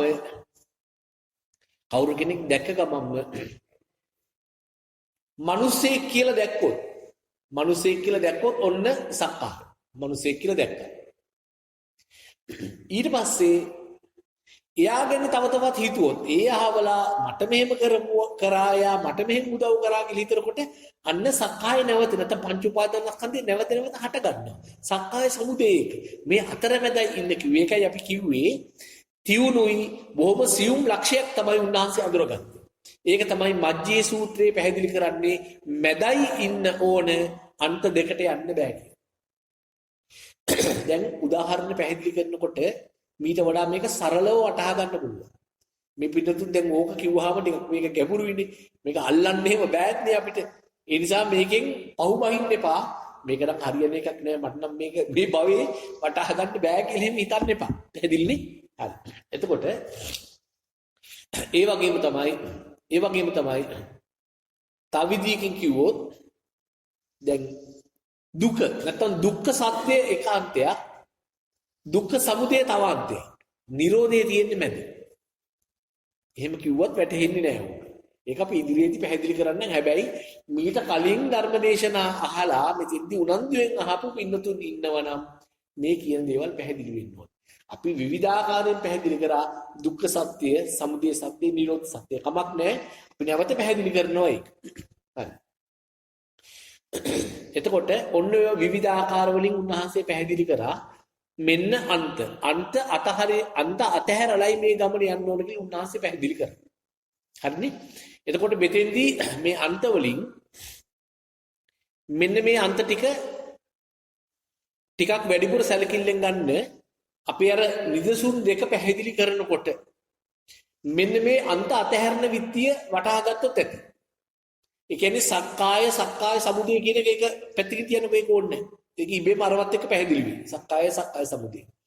ඒ වගේම දුක්ඛ සත්‍ය, සමුදය සත්‍ය අන්ත දෙකක් කිය නිරෝධයේ තියෙන්නේ මැදේ කියන කතාවත් අමතක කරන්නකෝ. ඒකත් එපා. මේක පුළුවන් නේ. අතීතයයි අනාගතයයි. අතීතයේ අන්තයක් අනාගතයේ අන්තයක්. ඔතනින් අතීතයේ කියන අන්තය උගක් වැදගත්. මෙන්න මේ අතීතයේ කියන එක කාටත් අත්දැකීම් තියෙනවනේ. ඔන්න දැන් අපි අතීතයට ගියා කියලා පැහැදිලි කරොත් එහෙම වැටෙනෝනේ ඌ අපි අතීතයට ගිහිල්ලා ඉන්නේ කියලා නේද? ආන්න ඒක මතක තියාගන්න. අතීතයයි අනාගතයයි අතහැරෙන්න ඕනේ ඉන්න ඕන අපි වර්තමානයේමයි. ඊළඟ දේ තමයි බාහිර ආයතනය අතහැරෙන්නත් ඕනේ. මේ බාහිරය සම්පූර්ණයෙන් අතහැරෙන්න ඕනේ. ආධ්‍යාත්මය අතහැරෙන්න ඕනේ. තමන් අතහැරෙන්නත් ඕනේ. අන්න සක්කාය දිට්ඨිය නැති වුණා. සක්කාය දිට්ඨිය නැති වෙනකොටම මොකද වෙන්නේ? සක්කාය දිට්ඨි විචිකිච්ඡා කියන්නේ බුදුරජාණන් වහන්සේ විසින් දේශිත මේ ශ්‍රී සද්ධර්මයේ ගැන තියෙන සැකේ. තාම සැකෙන් ඉන්නේ මේ පින්නතුන්. තාම මේ ධර්මයේ ප්‍රධාන දෙයක් තියෙනවා. ඒ ප්‍රධාන දේ උන්වහන්සේ කිව්වට අපි ඒක විශ්වාස කරන්නේ නැහැ. අන්න විචිකිච්ඡාව තියෙනවා අපිට. විචිකිච්ඡාව තියෙනවා නම් සක්කාය දිට්ඨිය නැති වෙන්නේ නැහැ. එකට යන්නේ ඔය තුන. සක්කාය දිට්ඨි, විචිකිච්ඡා, සීලබ්බත පරාමාස කියන ඔය සංයෝජන තුනම ප්‍රහාණය වෙන්නේ එකටම. එකක් හරි තිබුණොත් ඉතුරු වෙනවා. අනිත් දෙන්නත් ඉතුරු වෙනවා. එතකොට බාහිරෙත් මොකක්වත් නැහැ. මෙතනත් මොකක්වත් නැහැ කියලා Tamanට වැටහුනොත් අන්න Tamanගේ සක්කාය දිට්ඨිය දුරු වුණා. සක්කාය දිට්ඨිය දුරු වුණා නම් විචිකිච්ඡාවක් නැහැ. ධර්මයේ කියන දේ පැහැදිලි. එතකොට අනම්මනම් වෙන දේවල් කරන්න යන්නේ නැහැ. සීලබ්බත පරාමාසත් නැහැ. හරි. ඒව අපි පැහැදිලි කරගමු. එහෙනම් මේ පින්නතුන් මෙන්න මේ අන්ත දෙක අතහැරන විත්තිය මේ උදාහරණ වලින් අපි පැහැදිලි කරනකොට තමන්ගේ නුවණින් මෙනෙහි කරන්න ඕන. මොකක්ද අන්ත දෙක? ඇත නැත නෙවෙයි අතීතයයි අනාගතයයි එකක්. බාහිරයයි ආධ්‍යාත්මයයි ඔන්නෝව අතහැරන විත්තිය බලන්න. පැහැදිලිනේ? හරි. දැන් එහෙමනම් අපි නිදර්ශනයට යන්න තමයි හදන්නේ. දැන් එතකොට අපි නායක හම්බුනේ කීයට නතර කරොත් 10 මාරට එතකොට දැන් මෙන්න මේ නිදර්ශනය වටහා ගන්න නම් මේ පින්නතුන් මේක හොඳ නිදර්ශනයක්. මේ නිදර්ශනය මගේ නෙවෙයි. මේ නිදර්ශනය අතිපූජනීය පිටිකල ගුණරත්න සාමීන් වහන්සේගේ. මම හිතන්නේ උන්වහන්සේ මේව කරගත්ත එකක් තමයි. මොකද ඔය රූපවාහිනියෙම ගැන කියන නිසා බුදුරජාණන් වහන්සේ කියපු දෙයක් නෙවෙන්න පුළුවන් ඒක. එතකොට මේ ගැන කියනකොට මේ පින්නතුන් මේ උදාහරණය පැහැදිලි කරනකොට මෙන්න මේ මූලික කරුණු ටික දැනගෙන ඉන්න ඕන. දැන් මීට කලින් අපි මේව පැහැදිලි කරලා තියෙනවා. දැන් රූපය කියලා කියන්නේ මොකක්ද කියලා දන්නවනේ. රූපේ හැදිලා තියෙන මොනවයින්ද? දැන් රූපය කියලා කියන්නේ මේ බාහිරේ තියෙන දැන් බාහිරේ රූප දකින්නෝනේ. බාහිරේ දකින්න රූප නෙවෙයි. හොඳට මතක තියාගන්න මේ බාහිරේ දකින්න රූප නෙවෙයි රූප කියන්නේ. රූප අපේ ඇහැට පේන්නේ නැහැ කියලායි බුදුරජාණන් වහන්සේ කියන්නේ. මේ කරුණ මතක තියාගන්න ඕන අපි. හරිද? මේ කරුණ අපි මතක තියාගන්න ඕනේ. නැත්නම් මේ ධර්මය අපිට අවබෝධ වෙන්නේ නැහැ. ධර්මය අවබෝධ වෙනකොට සක්කාය දිට්ඨි ප්‍රහාණය වෙනකොට විචිකිච්ඡාව නැති වෙන්නේ ඇයි? විචිකිච්ඡාව කියන්නේ මොකද්ද? ධර්මයේ පිටපත් තියෙන සැකේ. ඉතින් මේ දෙක එකටනේ යන්නේ. සක්කාය දිට්ඨිය නැති වෙනකොට විචිකිච්ඡාවක් නැති වෙනවා. සක්කාය දිට්ඨිය තියෙන තාක්කල් විචිකිච්ඡාවක් තියෙනවා. එතකොට මේ ධර්ම කරුණු මුල ඉඳලා අගටම අපි පැහැදිලි කරනකොට සියලු කරුණු තමන් මතක තියාගත්තොත් එහෙම තමයි තමන්ට පුළුවන් වෙන්නේ සක්කාය දිට්ඨිය ප්‍රහාණය කරන්න. සක්කාය දිට්ඨිය ප්‍රහාණය වෙනකොට ධර්මයක් හරියට දැකලා තමන් නේද? ඉතින් ධර්මයේ දකින්න නම් මේ කියන කරුණු සේරම මතක තියාගන්න ඕනේ. ඔව් ඒ නිසා බුදුරජාණන් වහන්සේ කියනවා මේ අපි බාහිරේ දකින්නෝනේ දැන් මිනිස්සු ඉන්නවා. පැදුරු තියෙනවා. ජනෙල් දොරවල් තියෙනවා. බිත්ති තියෙනවා. එළියේ ගස්වැල් තියෙනවා. ඔය දකින්න දේවල් රූප නෙවෙයි. උන්වහන්සේ රූප කියලා කිව්වේ පරමාර්ථ ධර්මයක්. ඒ රූප නෙවෙයි මේ පේන්නේ. පැහැදිලිද? හරි. රූප කියලා උන්වහන්සේ කිව්වේ මොකක්ද? සතර මහා ධාතුවත් සතර මහා ධාතුවෙන් උපාදාය වෙච්ච හටගත්ත දේ තමයි රූප කියලා කිව්වේ. එතකොට සතර මහා ධාතු කිව්වේ මොකටද? පඨවි ආපෝ තේජෝ වායෝ. පඨවි කියලා කිව්වේ මොකටද? පඨවි කියලා කිව්වේ පස් වලට එහෙම නෙවෙයි නේද? පඨවි කියලා කිව්වේ තද ගතියට තද ස්වરૂපයට. එතකොට මේ ස්වરૂපය කියන එක තද ගතිය නැත්නම් තද ස්වરૂපය කියන එක ඇහෙන් දකින්න පුළුවන්ද? නෑ. ස්වરૂපය කියන එක ඇහැට පේන්නේ නෑනේ. තද ගතිය කියන එක ඇහැට පේන්නේ නෑ. එහෙමනම් පඨවිය ඇහැට පේන්නේ නෑ. ඊට පස්සේ ආපෝ කියලා කියන්නේ වැగిරෙන සුළු ගතිය. කියන්නේ යම් කිසි දෙයක් වගුරවන්න හේතු වෙන ඒකේ තියෙන ගති ලක්ෂණය තමයි ආපෝ. එතකොට ආපෝ කියන්නේ ගති ලක්ෂණය ඒක ඇහැට පේනවද? වැగిරෙන දේ නෙවෙයි. වැగిරෙන දේ ඇහැට පේනවා. ඒ වැగిරෙන දෙය වගුරවන්නේ යම් කිසි බලයක් ශක්තියක් නිසානේ. ගති ගුණයක් නිසානේ. ඒක ඇහැට පේනවද? ඒක ඇහැට පේන්නේ නැහැ. එහෙමනම් ආපෝ පේන්නෙත් නැහැ. පඨවි පේන්නෙත් නැහැ ඇහැට. ආපෝ පේන්නෙත් නැහැ. වායෝ කියලා කියන්නේ වායුවට නෙවෙයි. වායෝ කියලා කියන්නේ යම් කිසි දෙයක් පුම්බන්න හකුලන්න අවශ්‍ය වෙන ශක්තිය. ඒක පේනවද? ඒක පේන්නේ නැහැ. වායෝ පේන්නේ නැහැ. තේජෝ කියලා කියන්නේ යම් කිසි දෙයක සීත ගතිය උණුසුම ඇති කරන්න හේතු වන දේ ශක්තිය. ඒක පේනවද ඇහැට? ඒක ඇහැට පේන්නේ නැහැ. එහෙමනම් තේජෝ ඇහැට පේන්නේ නැහැ. එහෙමනම් පඨවි ආපෝ තේජෝ වායෝ කියන සතර මහා ධාතුවම ඇහැට පේන්නේ නැහැ. ඒකයි බුදුරජාණන් වහන්සේ කිව්වේ නුඹලාට රූප පේන්නේ නැහැ කියලා. අපි හිතන්නේ මේවට රූප කියලා. හරියට මේක වටහා ගන්න. එතකොට රූප කියලා කියන පරමාර්ථ ධර්මය අපිට ඇහෙන් දකින්න බෑ. එතකොට ඔය පඨවි ආපෝ තේජෝ වායෝ ඔය හතර නිතරම තියෙන්නේ කොහොමද? එකතු වෙලා. එකට හතර දෙනාම එකට එකතු වෙලා තියෙන්නේ. වෙන් කරන්න බෑ. අවිනිර්භෝග කියන්නේ ඒකයි. මේ හතර දෙනාම එකට එකතු වෙලා ඉන්නේ. අපි කිව්වා තියෙන විදියක් නේද? ඊට කලින් ධර්ම දේශනාවක එක ඇතුලේ එකක් ගිලිලා ඉන්න විදිය. හරි. දැන් මේ පඨවි ආපෝ තේජෝ වායෝ කියන සතර මහා ධාතුව එකට එකතු වෙනකොට දැන් මේක ඇහැට පේනවද? නැහැ. හැඩතල තියෙනවද? හැඩතලයක් තියෙනවද? දැන් පඨවි කියලා කියන්නේ තද ස්වરૂපේනේ. තද ස්වરૂපේ මේ වගේ කියලා හැඩයක් තියෙනවද? නැහැ. තේජෝ වලට හැඩයක් තියෙනවද? නැහැ. ඊට පස්සේ ආපෝ වලට හැඩයක් තියෙනවද? ඒත් නෑ. වායෝ වලටත් හැඩයක්. එහෙමනම් මතක තියාගන්න සතර මහා ධාතුව පඨවි ආපෝ තේජෝ වායෝ කියන හතර දෙනාම ඇහෙන් දකින්නත් බෑ. එයාලට හැඩතලක් නෑ. මොනවත් හැඩතල නෑ. මේක හොද්දට මතක තියාගන්න. හැඩතල නෑ. පැහැදිලිද? හරි. දැන් මේ හතර දෙනා එකට එකතු වෙලා ඉන්නකොට හතර දෙනා එකට එකතු වීම නිසා ගොඩ නැගෙනවා හට ගන්නවා තවත් ලක්ෂණ නැත්තම් රූප හතරක්. ඒවට අපි කියන උපාදාය රූප කියලා. මොනවද උපාදාය රූප? වර්ණ, ගන්ධ, රස, ඕජා. වර්ණය, ගන්ධය, රසය, ඕජා. එතකොට දැන් මේ වර්ණය කියන එකට හැඩයක් තියෙනවද? වර්ණය කියනට හැඩයක් තියෙනවද? රතු පාට මේ හැඩය කියලා එහෙම තියෙනවද? එහෙම නැහැ නේද? හරි. වර්ණයට හැඩයක් නැහැ. ගන්ධයට හැඩයක් තියෙනවද? අහවල් ගන්ධය අර වගේ කියලා. නැහැ. රසයට හැඩයක් තියෙනවද? නැහැ. ඕජාව කියන එක අවබෝධ කරගන්න අමාරුයි. ඒ කියන්නේ රහත් වෙනකොට තමයි ඒක නිවැරදිව වැටෙන්නේ. ඕජාවටත් හැඩයක් නැහැ. එහෙමනම් පඨවි ආපෝ තේජෝ වායෝ. පඨවි ආපෝ තේජෝ වායෝ වර්ණ ගන්ධ රස ඕජා කියලා දැන් 8 දෙනෙක් ඉන්නවා. ඒ 8 දෙනාට මොකද්ද අපි කියන නම? සුද්ධාෂ්ටක. එහෙමනම් මේ ශුද්ධ අෂ්ටකම ඇහැට පේනවද? ඇහැට පේන්නේ නැහැ. වර්ණය ඇහැට පේනවද? දැන් හොඳ ප්‍රශ්නයක් අපි ආවේ. දැන් පඨවි ආපෝ තේජෝ වායෝ සතර මහා ධාතු. සතර මහා ධාතු එකතු වීම නිසා උපාදාය වෙන්නේ උපාදාය රූප. මොනවද උපාදාය රූප? වර්ණ, ගන්ධ, රස, ඕජා. හරිද?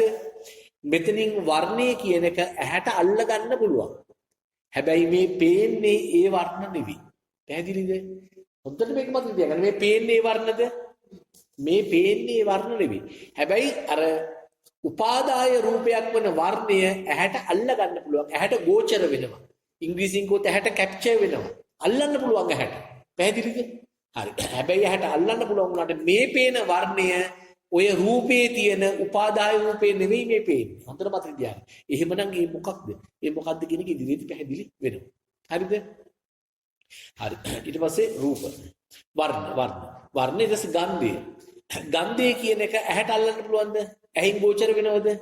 නෑ. ගන්ධය කියන එක මොකටද දෙන්නේ? ඒක නාසයට ගෝචර වෙන්නේ. ඒක නාසයට විතරමයි නේ. හරි. රසය කියන එක ඒක දිවට විතරයි ගෝචර වෙන්නේ. පැහැදිලිනේ? හරි. ඊට පස්සේ මොකද්ද? වර්ණගතස ඕජා. ඕජා කියන එක නෑ. මොකටවත් ගන්න බෑ. හරි. එහෙමනම් දැන් මේ පින්නතුන්ට පැහැදිලි වෙන්න ඕනේ.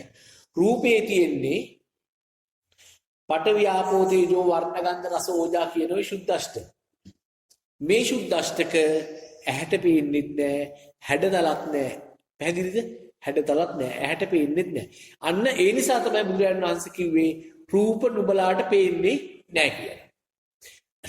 දැන් මේ පින්නතුන්ට ප්‍රශ්නයක් එන්න ඕන. දැන් රූප පේන්නේ නැත්නම් මේ පේන්නේ මොනවද කියලා. කුතුහලයක් එන්න ඕන. ඒ කුතුහලය ආවොත් තමයි මේ ධර්ම දේශනේ දිගට මහගෙන ඉන්නේ. එහෙමනම් මේ මොනවද පේන්නේ? මම මේක ගෙදර ගිහිලාද කියනවා කාට හරි. කාට හරි ගෙදර ගිහිල්ලා කියනවා දැන් මේ පේන්නේ රූප නෙවෙයි. එහෙනම් මේ පේන්නේ මොනවද? අන්න ඒක තමයි අහගන්න ඕන.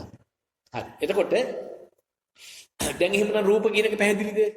බුදුරජාණන් වහන්සේ රූප කියලා කියන්නේ හැඩතලයක් නැති ඇහෙන් දකින්න බැරි දෙයක්. රූප. පැහැදිලිද? හරි. එතකොට දැන් ඔය පඨවි ආපෝ තේජෝ වායෝ හොඳින් අහගන්න මේක. පඨවි ආපෝ තේජෝ වායෝ කියන ඔය සතර මහා ධාතුව එකට එකතු වුණාට පස්සේ හැදෙන පුංචිම කොටසට මොකද්ද කිව්වේ? රූප කලාප. මතකනේ අපි කිව්වා? රූප කලාප කියලා අපි කිව්වා. එතකොට රූපය කියන එක හැදිලා තියෙන්නේ රූප කලාප වලින්. රූප කලාපයක තියෙනවා පඨවි ආපෝ තේජෝ වායෝ කියන සතර මහා ධාතුම එකතු වෙලා තියෙනවා. රූප කලාප ඇහැට පේන්නේ නැහැ. ඇහැට පේන්නේ නැහැ. ඉතා කුඩා. පැහැදිලි නේද? එතකොට රූප කලාප තියෙන්නේ විශාල සංඛ්‍යාවක් එකතු වෙලා ඉන්නේ. එකතු වුණාට රූප කලාප එකිනෙකාට ගැටිලා සම්බන්ධ වෙලා නැහැ. රූප කලාප අතරේ මේ අවකාශයේ තියෙන්නේ. අන්න අවකාශ ධාතුව නැත්නම් ආකාශ ධාතුව කියලා කියනවා. මේ අවකාශයේ තියාගෙන තමයි මේ කට්ටිය එකතු වෙලා ඉන්නේ. පැහැදිලිද? එකට ගැටිලා නැහැ. හැබැයි රූප කලාප අනන්ත සංඛ්‍යාවක් නිතරම ඉන්නවා යම්කිසි තැනක. එකට ගැටිලා නැහැ. එකට සම්බන්ධ වෙලා නැහැ. දැන් අපි මේකට උදාහරණයක් කිව්වා. මීමැසි ජනපදයක්. මීමැසි රංචුවක්. මීමැසි රංචුවක් උඩ පියාඹනකොට ඈතට පේන්නේ කළු පාට ගුලියක් වගේ නේද? කළු පාට ගුලියක් වගේ වුණාට ලං වෙල බැලුවහම පේනව නේද? මීමැස්සෝ එකිනෙකා අතර ඉඩක් තියාගෙනයි පියාඹන්නේ කියලා.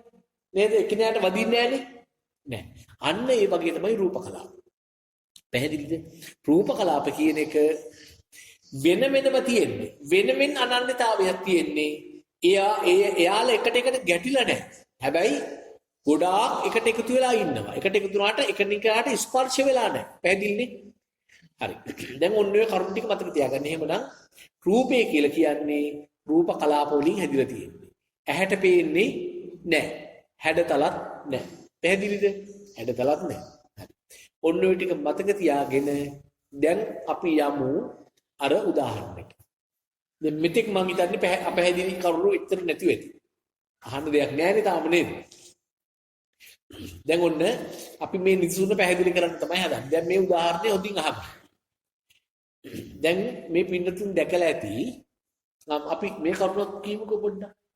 මතකද මීට කලින් අපි ධර්මදේශනයේදී කිව්වා මේ රූප කලාප හැට පේන්නේ නැති වුණාට රූප කලාප වලට හැඩතල නැති වුණාට අපි කිව්ව නේද රූප කලාප ගොඩක් එකට එකතු වෙලා ඉන්නවා කියලා. දැනුත් අපි කිව්වනේ.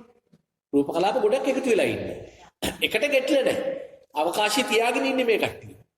එතකොට මේ රූප කලාප මතකද අපි කිව්වා නිතරම බිඳ වැටෙනවා කියලා. චිත්තක්ෂණ 17යි ආයුෂ තියෙන්නේ. ඔව් චිත්තක්ෂණ 17යි ආයුෂ තියෙන්නේ. ඒ කියන්නේ තප්පරයෙන් කෝටියෙන් එකේව 17යි ඉන්නේ. එතකොට චිත්තක්ෂණ එකක් ආයුෂ තියෙන කට්ටියක් ඉන්නවා. දෙකේ කට්ටියක් ඉන්නවා. තුනේ චිත්තක්ෂණ තුනක් ආයුෂ ලැබපු කට්ටියක් ඉන්න ඕමෝම ඉන්නවා රූපේ. චිත්තක්ෂණ 16ක් ලැබපු එකනක් ඉන්නවා. 17 වෙනි චිත්තක්ෂණයට එළඹෙනකොටම ඒ කට්ටිය මොකද වෙන්නේ? බිඳ වැටෙනවා. බිඳ වැටෙන කට්ටිය මොකද කරන්නේ? තවත් ඒ වගේම කණ්ඩායමක් ගොඩනගලා තමයි අයින් වෙලා යන්නේ. බිඳ වැටලා යන්නේ. පැහැදිලිනේ? හරි. එතකොට රූපයක ඉන්නවා එකිනෙකට වෙනස් වයස් කාණ්ඩවල තියෙන රූප කලාප ගොඩාක් ඉන්නවා. එක කණ්ඩායමක් ඉන්නවා ආයුෂ අඩුයි. ඒ කියන්නේ ආයුෂ අඩුයි කියන්නේ මේ ඉපදිච්ච ගම. චිත්තක්ෂණ එකේ කට්ටිය ඉන්නවා. තව කට්ටිය ඉන්නවා චිත්තක්ෂණ දෙකේ කට්ටිය. තවත් අය ඉන්නවා චිත්තක්ෂණ තුනේ. ඔහොමම කට්ටිය ඉන්නවා එක එක වයස් කාණ්ඩවල. චිත්තක්ෂණ 15 එක්කෙනක් ඉන්නවා. 16 එක්කෙනක් ඉන්නවා. 17 කට්ටිය තමයි බිඳ වැටිලා යන්නේ. බිඳ වැටෙනකොට යාළුවා නැවත කට්ටිය හදලයි ඒ වගේම රූප කලාප ගොඩනගලයි බිඳ වැටිලා යන්නේ. පැහැදිලි නේද? හරි. ඊට පස්සේ මතකද අපි පැහැදිලි කරා මීට කලින් අර කැලෙන්ඩරයක් එහෙමත් අරගෙන ඇවිල්ලා අපි පැහැදිලි කරා මේ රූප කලාප ගොඩක් එකට එකතු වෙලා තියෙනකොට මේක අපේ මනසින් මේක දකිනකොට අපි මේක දකිනකොට අපේ මනසින් මොකද කරන්නේ?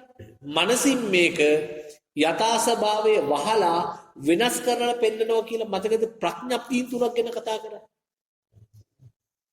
මතකයි. ප්‍රඥප්තියන් තුනක් ගැන කතා කරා. මේ ප්‍රඥප්තියන් තුනක් මතක තියාගන්න මේ උදාහරණ දෙන්නකොට එතකොට පැහැදිලි වෙයි මේ ලෝකේ අපි රවට්ටලා මුලා කරලා අපිව මේ සංසාර සැඩපාරේ අරන් යන්නේ කොහොමද කියලා පැහැදිලි වෙනවා. අපි ප්‍රඥප්ති තුනක් කිව්වා. ඒ ප්‍රඥප්ති තුන තමයි එකක් සමූහ ප්‍රඥප්තිය. දැන් මේ පැහැදිලි කරන්නේ දැන් අපි කිව්වා රූපයක රූප කලාප තියෙන්නේ අතිවිශාල සංඛ්‍යාවක් එකට එකතු වෙන්නේ නැතුව. එකට එකට ගැටෙන්නේ නැතුව ස්පර්ශ වෙන්නේ නැතුවයි ඉන්නේ. හරිද? රූප කලාප වලට හැඩතල තියෙනවද? නැහැ. ඇහෙන් පේනවද? ඒත් නැහැ. ඒත් පේන්නේ. පැහැදිලිනේ? මේවා ස්වરૂපයන්නේ පේන්නේ නැහැ. දැන් රූපයක තියෙන මේ රූප කලාප ගොඩාක් එකට එකතු වෙලා ඉන්නකොට අපි මේක දකිනකොට අපේ සිතින් අපි නොමග යවනවා ආකාර තුනකින්. ඒ ආකාර වල තමයි ප්‍රඥප්තියන් කියලා කිව්වේ. පළවෙනි ආකාරය තමයි සමූහ ප්‍රඥප්තිය. සමූහ ප්‍රඥප්තිය කියලා කියන්නේ හොඳින් අහගන්න. අපි මේක දකිනකොට අර එකිනෙකින් වෙන් වෙච්ච රූප කලාප ටික අපේ හිතින් පෙන්නනවා තනි එක වස්තුවක් විදියට පෙන්නනවා. තනි එක වස්තුවක් විදියට පෙන්නනවා. ඔන්න ඔකට අපි කියනවා සමූහ ප්‍රඥප්තිය කියලා. දැන් අර මීමැසි රංචුවක් උඩ පියාඹනකොට මීමැස්සෝ එකිනෙකාට දුරස් වෙලානේ ඉන්නේ. ඇඟේ හැපෙන්න නැතුව නේද පියාඹින්නේ. හැබැයි ඈත ඉඳන් බලනකොට කළු ගුලියක් නේද පේන්නේ. අන්න අපේ හිත රවට්ටනවා. තවත් උදාහරණයකට යන්කෝ අපි මාංකඩවල සුදස්සන හඳුරු ගන්න හොඳ උදාහරණයක් තියෙනවා. වැලි ගොඩක්. දැන් වැලි ගොඩක් ඈත ඉඳන් බලනකොට අපිට පේන්නේ වැලි ගොඩක් නෙවෙයි වැලි කන්දක් නේද පේන්නේ. හැබැයි වැලි කන්දක් කියලා දෙයක් තියෙනවද? ඔතන තියෙන්නේ වැලි කැටම නේද තියෙන්නේ. එකිනෙකින් එකට බැඳිලා නැහැ නේද වැලි කැට. එකිනෙකට බැඳිලා නැහැ නේද වැලි කැට. එකිනෙකින් වෙන් වෙලා එකිනෙකා අතර අවකාශයේ තියාගෙන ඉන්න වැලි කැට අනන්ත ප්‍රමාණයක් තමයි ඈත ඉඳන් බලනකොට වැලි කන්දක් වගේ පේන්නේ. ওই වැලි කන්ද අපිට පුළුවන් ද වෙන තැනකට අරන් යන්න? වැලි කන්ද අල්ලන්න පුළුවන්ද අපිට? කොහොඳින් හිතලා බලන්න මේක. වැලි කන්ද අල්ලන්න ගියොත් අතට අහුවෙන්නේ වැලි නේද? වැලි කන්ද කියලා දෙයක් තියෙනවද? වැලි කන්ද කියලා තියෙනවද? නෑ. වැලි කන්ද කියලා දෙයක් නෑ. දැන් මීමැසි ගුලියක් තියෙනවා. මීමැසි ගුලියක් ඇල්ලුවට අපිට මීමැස්ස ටික නේද අතට අහුවෙන්නේ? ගුලියක් කියලා දෙයක් නෑ නේද එතන? හිතින් නේද මවල දෙන්නේ මේ. අන්නේ හිතින් මවල දෙන දෙයට කියනවා සමූහ ප්‍රඥප්තිය. එකිනෙකට වෙන් වෙලා පවතින රූප කලාප අපේ හිතින් මවල පෙන්නනවා එකට එකතු වෙලා ඉන්න කෙනෙක් විදියට පෙන්නනවා. මේ දකින සියලුම දේවල් ඒවා ඒ විදිය තමයි. පැහැදිලිද? පළවෙනි එක තමයි මොකක්ද? සමූහ ප්‍රඥප්තිය. දෙවෙනි එක තමයි භයානකම එක. සංස්ථාන ප්‍රඥප්තිය. සංස්ථාන ප්‍රඥප්තිය කියලා කියන්නේ අපි කිව්ව නේද රූප කලාප වලට හැඩතල නැහැ කියලා. නේද? පැතලි හැඩයක්, රවුම් හැඩතල නැහැ රූප කලාප වලට. මේව ස්වરૂපනේ. ස්වરૂපනේ. දැන් රූප කලාප ගොඩාක් එකට එකතු වෙලා තියෙනකොට සමූහ ප්‍රඥප්තියෙන් පෙන්නනවා තනි එක වස්තුවක් විදියට. තනි එක දෙයක් විදියට. අර සංස්ථාන ප්‍රඥප්තියෙන් පෙන්නනවා දිගක්, පළලක්, උසක්, ගැඹුරක්, බරක් තියෙන දෙයක් විදියට පෙන්නනවා. හැබැයි එතන ඇත්තටම එහෙම තියනවද? එතන ඇත්තටම එහෙම නැහැ. අපි අර කැලෙන්ඩරයක් පෙන්වන්නේ නේද? ඒක නැවත මම පෙන්වන්න. මම ගෙනල්ලා. හරි අපි මේක බලමුකෝ. දැන් මේක බැලුවාම හොඳට පැහැදිලි. ඒක නෙමෙයි අපි වෙන එකක් කරමු. මේක පේනවද දැන් මේ සමහර අයට පේනවා ඇති. මම පස්සේ එවන්නම් ඕනනම් අතින් අත බලන්න. මෙතන. මෙතන ගෙවත්තක්. ගෙවත්තක මේ චිත්‍රයක් තියෙනවා. හරිද? ගෙවත්තක චිත්‍රයක්. දැන් මේ ගෙවත්තේ දැන් මේ පින්නතුන්ට පේනවා මේ අම්මා මේ ගෘහණිය මේ තක්කාලි නෙලනවා මෙතන. තක්කාලි ගෙඩි කඩනවා. මේ අම්මට එහෙයින් දුරින් තියනවා කෙහෙල් පඳුර. එහෙයින් දුරින් තියනවා කෙහෙල් පඳුර. ඊටත් එහෙයින් ඈත තියනවා පාර. ඒ ගෙදෙට්ට එන පාර තියනවා මේක. ඈත නේද තියෙන පාර. මෙහෙම පාරක් තියෙනවා ඇතුලේ. හරිද? ඊට පස්සේ යාළුවගේ ගෙදරත් ඈත පෙන්නලා තියෙනවා. මේ තියෙන ගෙදර මෙතන. ඈත තියෙනවා. දැන් මෙන්න මෙතන පෙන්නනවා දැන් ඒ ගෘහණියේ අම්මා තක්කාලි ගෙඩි කඩනවා දුව ඉන්නව දුවට ඒ බාස්කට් එකට දානවා ඊට එහෙයින් පැපොල් ගහකුත් තියෙනවා ඊට එහෙයින් තවත් එක්කෙනෙකුත් ඉන්නවා ඊටත් එහෙයින් මේ ගෙදරට යන පාරක් තියෙනවා තවත් එහෙයින් ඈත පොල්ලතු එහෙවිලි කරපු ගෙදරත් පෙන්නනවා දැන් මෙතන කිලෝමීටර් භාගයක විතර දුරක් පෙන්නලා තියෙනවනේ කිලෝමීටර් භාගයක විතර දුරක් මෙතන පෙන්නනවා මේ එතකොට මෙතන කිලෝමීටර් භාගයක දුරක් පෙන්නුවට මේ කඩදාසි ඝනකම කොච්චරද? ඝනකම ඊටාම තුනී නේද මේකේ ඝනකම? මේකේ කිලෝමීටර් භාගයක් තියෙන්න පුළුවන්ද මෙතන? මේ ඝනකම මේ තුනී කඩදාසියක් නේද? නේද? මිලිමීටර් දශම ගාන. ඉතින් මෙච්චර ගැඹුරක් මේකේ පෙන්වන්නේ කොහොමද? ඒ ගැඹුර කිලෝමීටර් භාගයක් විතර ගැඹුර ඈතක් පෙන්වනවා.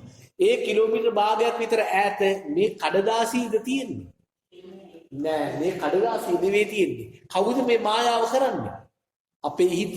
අපේ හිත මවල පෙන්නනවා මෙතන කිලෝමීටර් ගානක ගැඹුරක් පෙන්නනවා. එහෙනම් මෙතන නෙවෙයි තියෙන්නේ ඒ කිලෝමීටර් ගානක් පමණ ගැඹුර දුර තියෙන්නේ කොහෙද? තමන්ගේ හිතේ.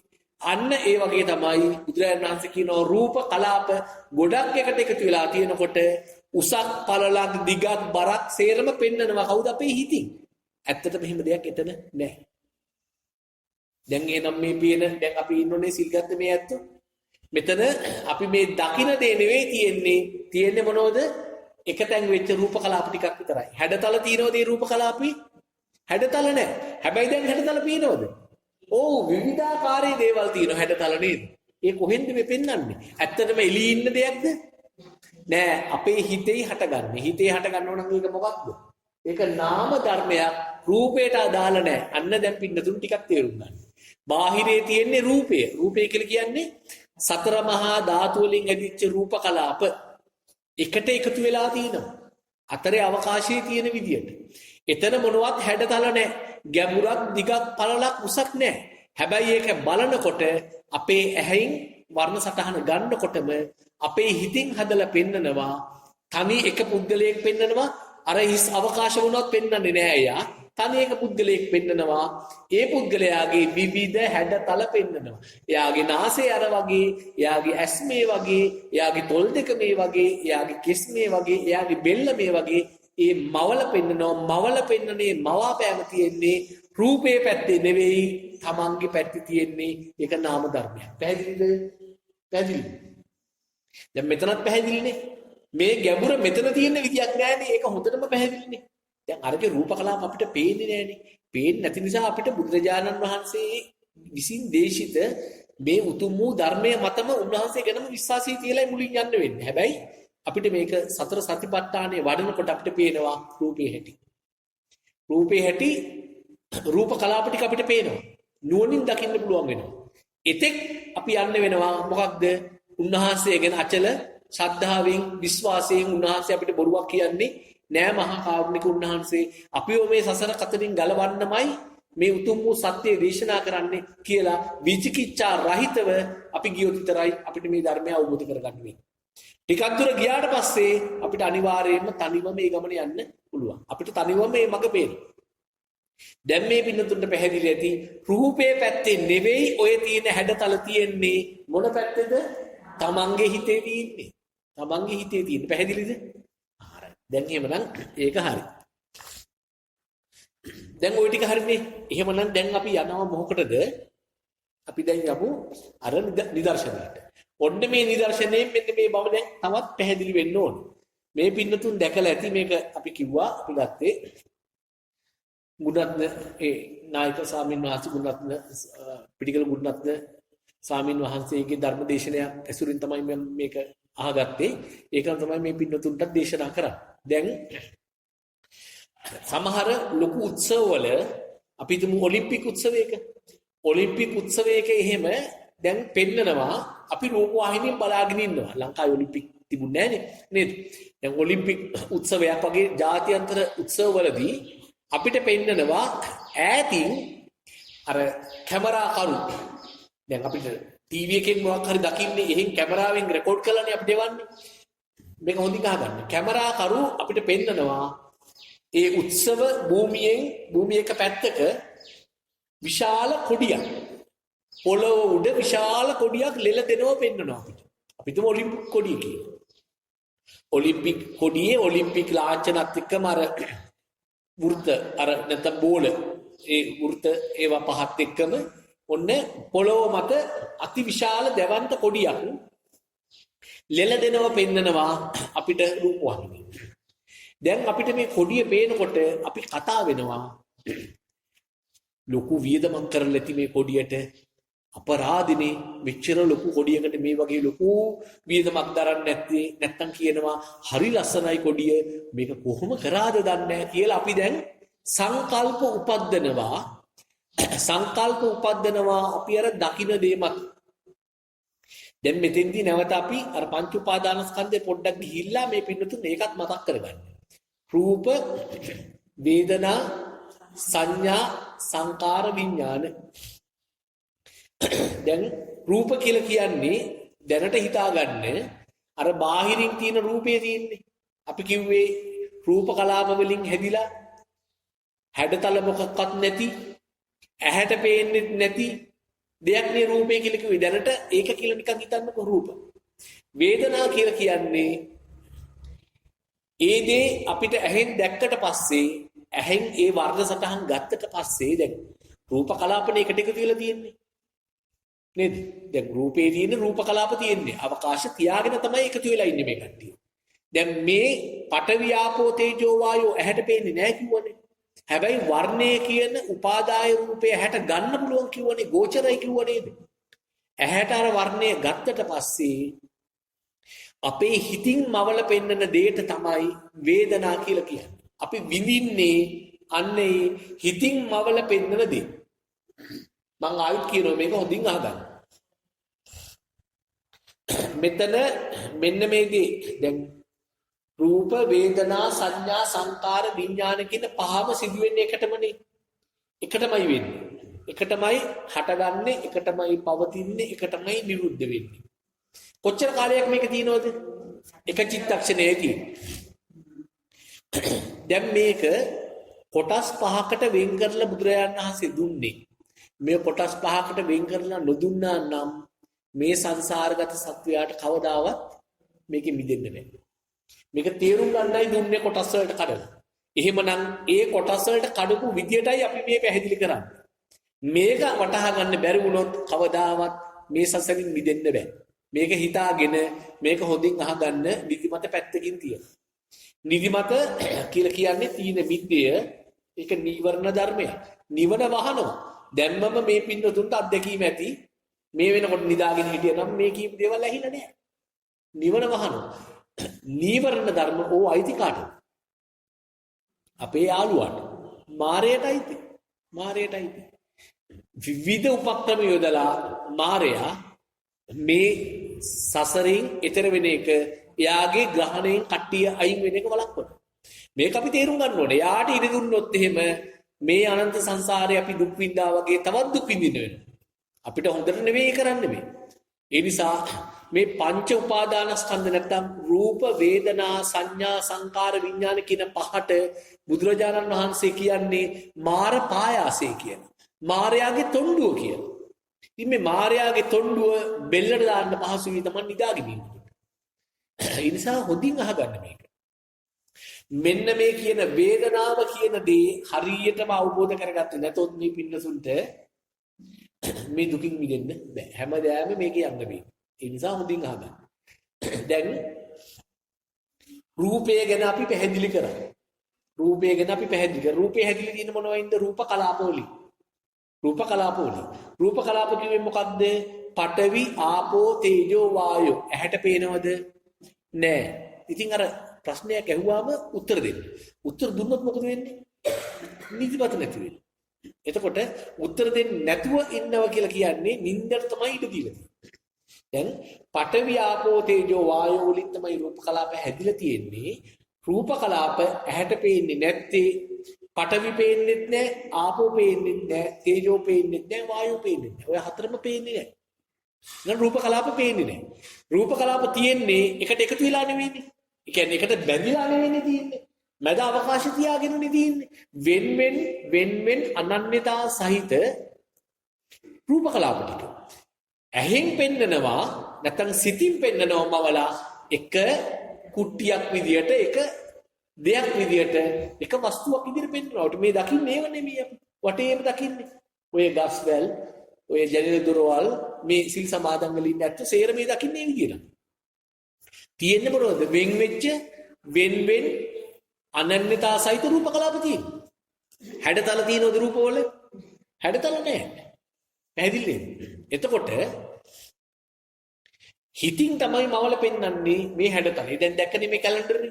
කැලෙන්ඩරේ නෑ එතන නේද? එතන නෑ කිලෝමීටර ගාණක්. පෙන්වන්නේ නෑනේ කැලෙන්ඩරේ තියෙන විදිය නෑනේ. ඉතා තුනීනේ පොලේ. ඔච්චර ගැඹුරක් පෙන්වන්න පුළුවන්ද? බෑ. හැබැයි අපේ හිතින් මවල පෙන්වනවා ඉතර දුරක්. පැහැදිලිනේ?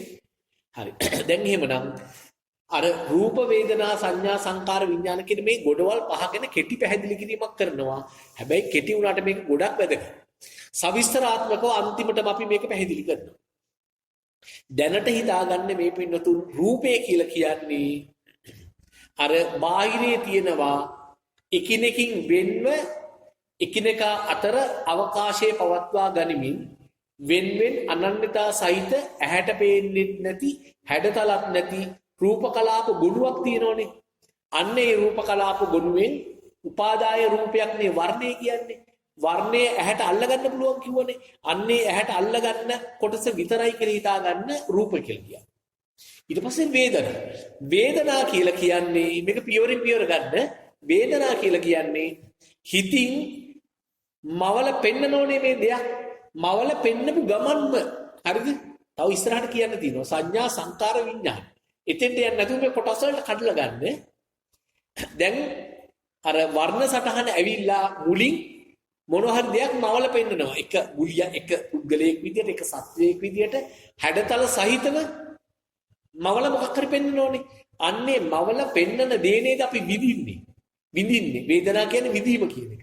විඳින්නේ දැන් ඇහෙන් නම් රූපයක්නේ. ඇහෙන් දැන් මේ රූප දකින්නෝ නේද?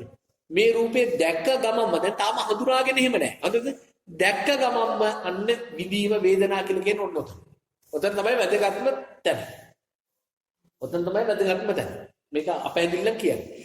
ඊට පස්සේ එනවා වේදනාව වලට පස්සේ සංඥා. සංඥාවෙදි මොකද වෙන්නේ? හඳුනා ගන්නවා මේ මගේ අම්මා මේ අර අපිත් එක්ක සිල් සමාදන් වෙන උපාසක අම්ම නේද මේ අර මහත්ය නේද කියලා අඳුරගන්නේ ඊට පස්සේ. පැහැදිලිද? දැන් බුදුරජාණන් වහන්සේ අර කොටස් වලට කඩලා දුන්නු වගේ අපිත් කොටස් වලින් ගන්න. දැන් රූප කියලා කිව්වේ මොකක්ද? බාහිරේ තියෙන රූපේ. ඒක ඇහැට පේනවද? නෑ. අතින් ඇහැට පේන්නේත් නෑ. හැඩතල තියනවද? හැඩතලත් නෑ. පඨවි ආපෝ තේජෝ වායෝ වර්ණ ගන්ධ රස ඕජා වලින් හැදිලා තියෙනවා. එකිනෙකින් වෙන් වෙච්ච එකිනෙකට අනන්‍ය වූ අනන්‍යතාවයක් තියෙන වෙන් වෙන් රූප කලාප ගොනුවක් තමයි තියෙන්නේ. ඒකෙන් අර වර්ණය කියන උපාදාය රූපේ විතරක් ඇහැට අල්ල ගන්න පුළුවන්. ඇහැට ගෝචර වෙනවා. ඇහෙන් කැප්චර් කරන්න පුළුවන්. ඇහෙන් අල්ලගත්ත ගමම්ම මනසින් මවල පෙන්වන මුල්ම රූපේ තියෙන්නේ. මනසින් මවල පෙන්වන දෙන මුලින්ම රූපය තමයි. ඒතර හඳුනාගෙන මොකක්වත් නැහැ. ඔන්න කෙනෙක් ඉන්නවා කියන එක දකිනවා. මොන හරි දෙයක් දකිනවා. අන්නේ දැකීම තමයි වේදනාව කියන්නේ. දැකීම තමයි වේදනාව. දැක්කේ මොකක්ද කියලා තාම නැහැ. පැහැදිලිද? දැක්කේ මොකක්ද කියලා තාම නැහැ වේදනාවේදී. දැක්කා මොකක් හරි දෙයක් දැක්කා. දැකීමක් වුණා. ඊට පස්සේ එනවා රූප වේදනා ඊට පස්සේ සංඥා. සංඥාවේදී අඳුරා ගන්නවා මේ අර අහවලා කියලා අඳුර ගන්න. හරිද? මේ අර අහවලා මට අර උදව් කරපු මේ මිනිස්සයා. නැත්තම් එදා මට අර බස් එක නැතුව මං ඉන්නකොට මම ත්‍රී වීලරේ නග්ගාගෙන ගියපු මේ මිනිස්සයා නේද මේ ඉන්නේ. හරිද? ඔන්න කියලා හඳුනා ගන්නවා සංඥාවෙන්. ඊට පස්සේ සංඥාව ගාවට සංකාර කියන එකට තමයි චේතනා කියන්නේ, සංචේතනා කියන්නේ, සංකල්පනා කියන්නේ. ඔය සේරම සංකාර වලට කියන සමාන වචන. එතකොට සංඥාවක් එකමයි සංකාරයක් තියෙන්නේ. සංඥාවයි සංකාරයි වෙන් කරන්නේ නෑ අපි. සංඥාවයි සංකාරයි ඒ දෙක වෙන්ව දකින්නේ නෑ අපි.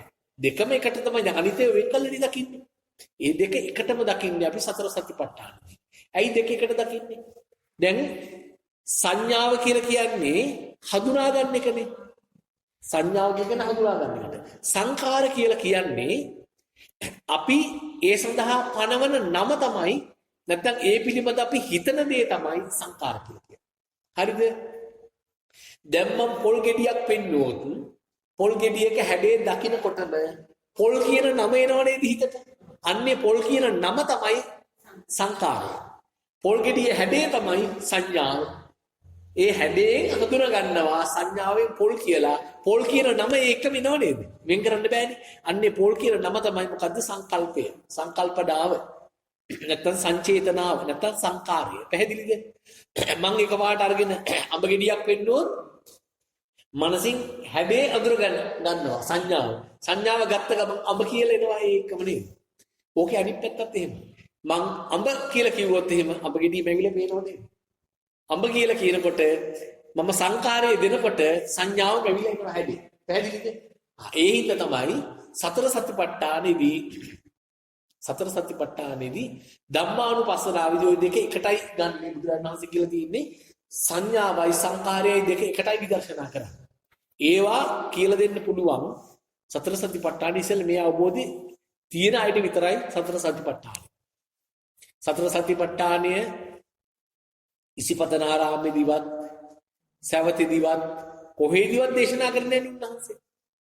නේද? කුරු රටේදී දේශනා කරේ. කුරු රටේ කට්ටිය ඥානේ අවබෝධතා ඥානේ අරගෙන තිබුණා. ඒ වගේ මේ පින්නතුන් යම් අවබෝධයකට ආවට පස්සේ සතර සතිපට්ඨානය පැහැදිලි කරන්න ඕනේ. නැත්නම් සතර සතිපට්ඨානය කිව්වට වැඩක් වෙන්නේ නැහැ. එතකොට සතර සතිපට්ඨානෙදී සංඥාවයි සංකාරයයි දෙක එකට යන්නේ. දෙක එකට ඒ දෙක වෙන් කරන්නේ නැහැ. මොකද දෙක එකට යන බව පැහැදිලිනේ. හැඩතලයේ එනකොට නම මතක් වෙනවා. මිනිස්සෙක්ගෙන හිතන්නකෝ. හැඩේ දකින්නකොටම නම මතක් වෙනවා. නම කියපු ගමන්ම හැඩේ මතක් වෙනවනේ ගෙදර ඉන්නකොට. අහවල් මාමා කියලා කිව්වොත් ඒ මාමා මෙවිල පේනව නේද? පැහැදිලිනේ? හරි. හරි. එහෙනම් බලන්න කොච්චර මේ බුදුරජාණන් වහන්සේ මේ සියලුම දේවල් කොච්චර උන්වහන්සේ විශ්ලේෂණාත්මකව බලන්නේ නැද්ද මේ අවබෝධ ගන්න නේද? හරි? හරි. එතකොට දැන් ඔන්න ඔය කරුණු ටික මතක තියාගන්න. දැන් අපි කිව්වා රූපය කියන්නේ අර බාහිරේ තියෙන එක. වේදනාව කියලා කියන්නේ විඳින දේ. විඳින්නේ හිතින් මවල දුන්නු ගමන්ම තමයි විඳින්නේ. ඊට පස්සේ හඳුනා ගන්නවා මොකක්ද කියලා හඳුනා ගන්නවා. හඳුනා ගන්නකොටම ඒකට කියපු අර ප්‍රඥප්තිය නමත් වෙනවා ඒකම සංකල්පයක් වෙනවා. උපදිනවා. පැහැදිලිනේ? හරි. ඔය කරුණු ටික තියාගෙන දැන් ඔන්න යම් අපි උදාහරණයක්. මොකක්ද අපි උදාහරණය? ඔලිම්පික් උළෙල. ඔලිම්පික් උළෙලක් අපි නරඹනවා රූපවාහිනිය. කැමරාකරු අපිට පෙන්නනවා ඔලිම්පික් උළෙලේ ඈත තැනක මහා විශාල ඔලිම්පික් ධජයක් ඔලිම්පික් කොඩියක් පොළොව උඩ ලෙල දෙනවා පෙන්නන ඔය. ඔන්න අපි අඳුරා ගන්නවා මොකද්ද? ඔලිම්පික් කොඩියක්. ඔලිම්පික් කොඩියක් හඳුනා ගන්නකොටම සිතිවිලි පහළ වෙනවා සංකාර හට ගන්නවා ආයි ඔලිම්පික් කොඩිය. හැබැයි රවුන්ඩ් එකත් එක්කම දිනනකොට ඔලිම්පික් කොඩිය කියලා සංඥාවෙන් හඳුනාගත්තා. සංකාරයෙන් මොකද වෙන්නේ? හිතනවා අපරාධනේ පුදුම වියදමක් දරන්න නැති මේ ඔලිම්පික් කොඩිය හදන්න. නැත්තම් හරිම ලස්සනට මේක මෙච්චර ලොකු කොඩියක් කොහොමද හැදුවේ? දැන් අපි සංකල්පනා සිතුවිලි පහල කරනවා, චේතනා ඇති කරනවා, නැත්තම් සංකාර උපද්දනවා. කුමක් මතද සංකාර උපද්දන්නේ? අර හඳුනාගත්ත දේ මත. යං සංජානාති තං විතක්කේ. මතකද? යං සංජානාති හඳුනාගන්නේ කුමක්ද? ඒටයි විතර්ක කරන්නේ. යං සංජානාති තං විතක්කේ. මතක නේද? ඒවා හරි. එතකොට දැන් හඳුනා ගන්න එකට අනුවයි අපි හිතින් අපි සංකාර කරන්නේ. සංකාර කියලා කියන්නේ කුසල් අකුසල් වෙන්නේ ওই ටික. ඔක තමයි කුසල් අකුසල්. චේතනා කියන්නේත් ඔකට නේද? බුදුරණන් වහන්සේ කියනවා චේතනාහං භික්ඛවේ කම්මං වදාමි. මම චේතනාව කර්මයේයි කියන්නේ. චේතනා කියන්නේ සංකාර වලට. ඔන්න අපි දකින්නේ මොකද්ද? හඳුනාගත්තේ මොකද්ද? ඔලිම්පික් කොඩිය. ඔලිම්පික් කොඩිය මතයි දැන් අපි සංකාර ගොඩනගන්නේ කුසල් අකුසල් ඉන්න උතන. පැහැදිලිද? දැන් ටිකක් මේක බලාගෙන ඉන්නකොට අපි දැන් කතා වෙන්නේ මොකක් ගැනද? ඔලිම්පික් කොඩිය. හරි ලස්සනයි බලන්නකො. අච්චර විශාල ඔලිම්පික් කොඩියක්. ඔච්චර වියදමක් කියන්නේ නැද්ද? කී කතා වෙනකොට ඔලිම්පික් උළෙලේ අන්තිම හරියේදී අර මේක පෙන්නන පුද්ගලයා කැමරාකරු මොකද කරන්නේ? අර ඔලිම්පික් කොඩිය කිට්ටු කරලා අපිට ඒ ලෙන්ස් එක zoom කරලා කිට්ටු කරලා ලෙන්ස් එකෙන් පෙන්නනවා ඔලිම්පික් කොඩිය කියලා ඔබ දැක්කේ මොකක්ද කියලා පෙන්නනවා. එතකොට අපි දකිනවා වර්ණවත් විදියට ඇඳ පැළඳගෙන සමාන පරතර වලින් ඉන්න අතිවිශාල මිනිස්සු කොට්ටාශයක් තමයි මේ අර ඩ්‍රිල් කරනවා කියලා කියන්නේ අපි සරබවලදී අතිවිශාල මිනිස්සු කණ්ඩායමක් තමයි එක එක පාටින් වර්ණවත් ඇඳගෙන සමාන පරතර වලින් ඉඳගෙන ඉන්න අර මිනිස්සු කණ්ඩායමක් තමයි ඈත ඉඳන් බලනකොට ඔලිම්පික් කොඩියක් වගේ අපිට දැක්කේ. දැන් ඇත්තටම පවතින්නේ මොකක්ද? එකිනෙකින් වෙන් වෙච්ච එකිනෙකට අනන්‍යතාවයක් තියෙන වර්ණවත් වූ මිනිසුන් සමූහයක් ඉන්න තැන අපේ හිතින් මවල පෙන්වුවේ මොකක්ද? ඔලිම්පික් කොඩිය. ඔලිම්පික් කොඩිය. පවතින්නේ ඔලිම්පික් කොඩිය නේද? නෑ. පවතින්නේ ඔලිම්පික් කොඩිය නෙවෙයි. අපි දැක්කේ ඔලිම්පික් කොඩිය. අපි හඳුනාගත්තේ ඔලිම්පික් කොඩිය. අපි සංකාර ඉපැද්දුවේ, සංචේතනා ඉපැද්දුවේ, විතක්ක ඉපැද්දුවේ, අපි යම් අදහස් පළ කරේ, අපි සිතුවිලි උපැද්දුවේ දකින දේ මත. දකින දේ පැවතුණු දේද? දකින දේ පවතින දේ නෙවෙයි. පවතින දේ යථාර්ථයේ දැක්ක වෙලාවෙදි හිතෙනවා අර ලෙන්ස් එක කිට්ටු කරලා මිනිස්සු ඇදගත්ත මිනිස්සු ඉන්නකොට අර අපි කරපු කියපු සේරම සිතුවිලි අයියෝ අපි මුලා වෙලා නේද? යථාර්ථයේ දකින්නේ නැතුව නේද අපි මේ සිතුවිලි පහල කළේ කියලා අපිට හිතෙනව නේද? අන්න ඒ වගේ මේ පින්වතුනුත් මේ දැන් දකින්නේ පවතින යථාර්ථය නෙවෙයි. පවතින යථාර්ථය දකින්න අපිට දවසක් එනවා අර කැමරා කරු තමන්ගේ කැමරාව කිට්ටු කරලා ඉන්නේ වෙන් අනන්‍යතා සහිත පුද්ගලයන් බව අපිට පෙන්නුවේ නැත්තම් අපිට තාමත් ඒක ඔලිම්පික් කොඩිය. දැන් අපි දන්නවා එතන ඔලිම්පික් කොඩිය නෙවෙයි තිබුණේ අපි අපරාධේ අර විදියට ලොකු වියදමක් යන්නේ නැති හරි අපූර්ව නිර්මාණයක් කිය කතා කරපු තැන එහෙම දෙයක් නෙවෙයි තිබුණේ එකිනෙකාගෙන් වෙන් වෙච්ච වර්ණවත් වූ මිනිසුන් සමූහයක් හැදපැළඳගත්ත මිනිසුන් සමූහයක් හිටියේ. යථාර්ථය දැක්කනම් නැත්තම් ඒ පිට්ටනිය කිට්ටුව පුද්ගලයෙක් එතන හිටියනම් එයා ඔලිම්පික් කොඩියක් විදියට දැක්කත් එයා දන්නවා යථාර්ථයේ එතන තියෙන්නේ එකිනෙකින් වෙන් වෙච්ච මිනිසුන් සමූහයක් නේද මේ ඉන්නේ කියලා. එයා හිතන්නේ නෑ අනේ අපරාධි ලොකු මුදලක් වැය කරලා නේද නැත්තම් හරි පුදුම ලස්සන නිර්මාණයක් නේද කියලා එයා සිතුවිලි ඇති කරගන්නේ නෑ. ඒ පුද්ගලයා යථාර්ථය දැක්කනම් එයාට දැකීමක්ම අවසන්. දැකීමකින්ම අවසන් එයාට. එයා සිතුවිලි ඇති කරන්නේ නෑ. සංකාර ඇති කරන්නේ නෑ. විසංකාර ගතං චිත්තං. සංකාර රහිත හිතක් එයාට ඇති වෙන්නේ පින්නේ. පැහැදිලිද? අන්න ඒ වගේ මේ පින්වතුනුත් මේ දැන් දකින්නේ පවතින දේ නෙවෙයි. පවතින දේ නෙවෙයි සිතින් මවා පෙන්වන මායාවයි මේ දකින්නේ. සිතින් මවා පෙන්වන මායාවටයි සිතවිලි උපද්දන්නේ. ලස්සන ළමයා හරි ලස්සන සතෙක් හරි උරතල් සතෙක් කියලා අපි යම් සිතවිලි උපද්දලා කෙලෙස් ඇති කරගන්නේ මනාප උපද්දව ගන්නේ අමනාප උපද්දව ගන්නේ අපේ හිතින් මවල පෙන්නන මේ මායාවට.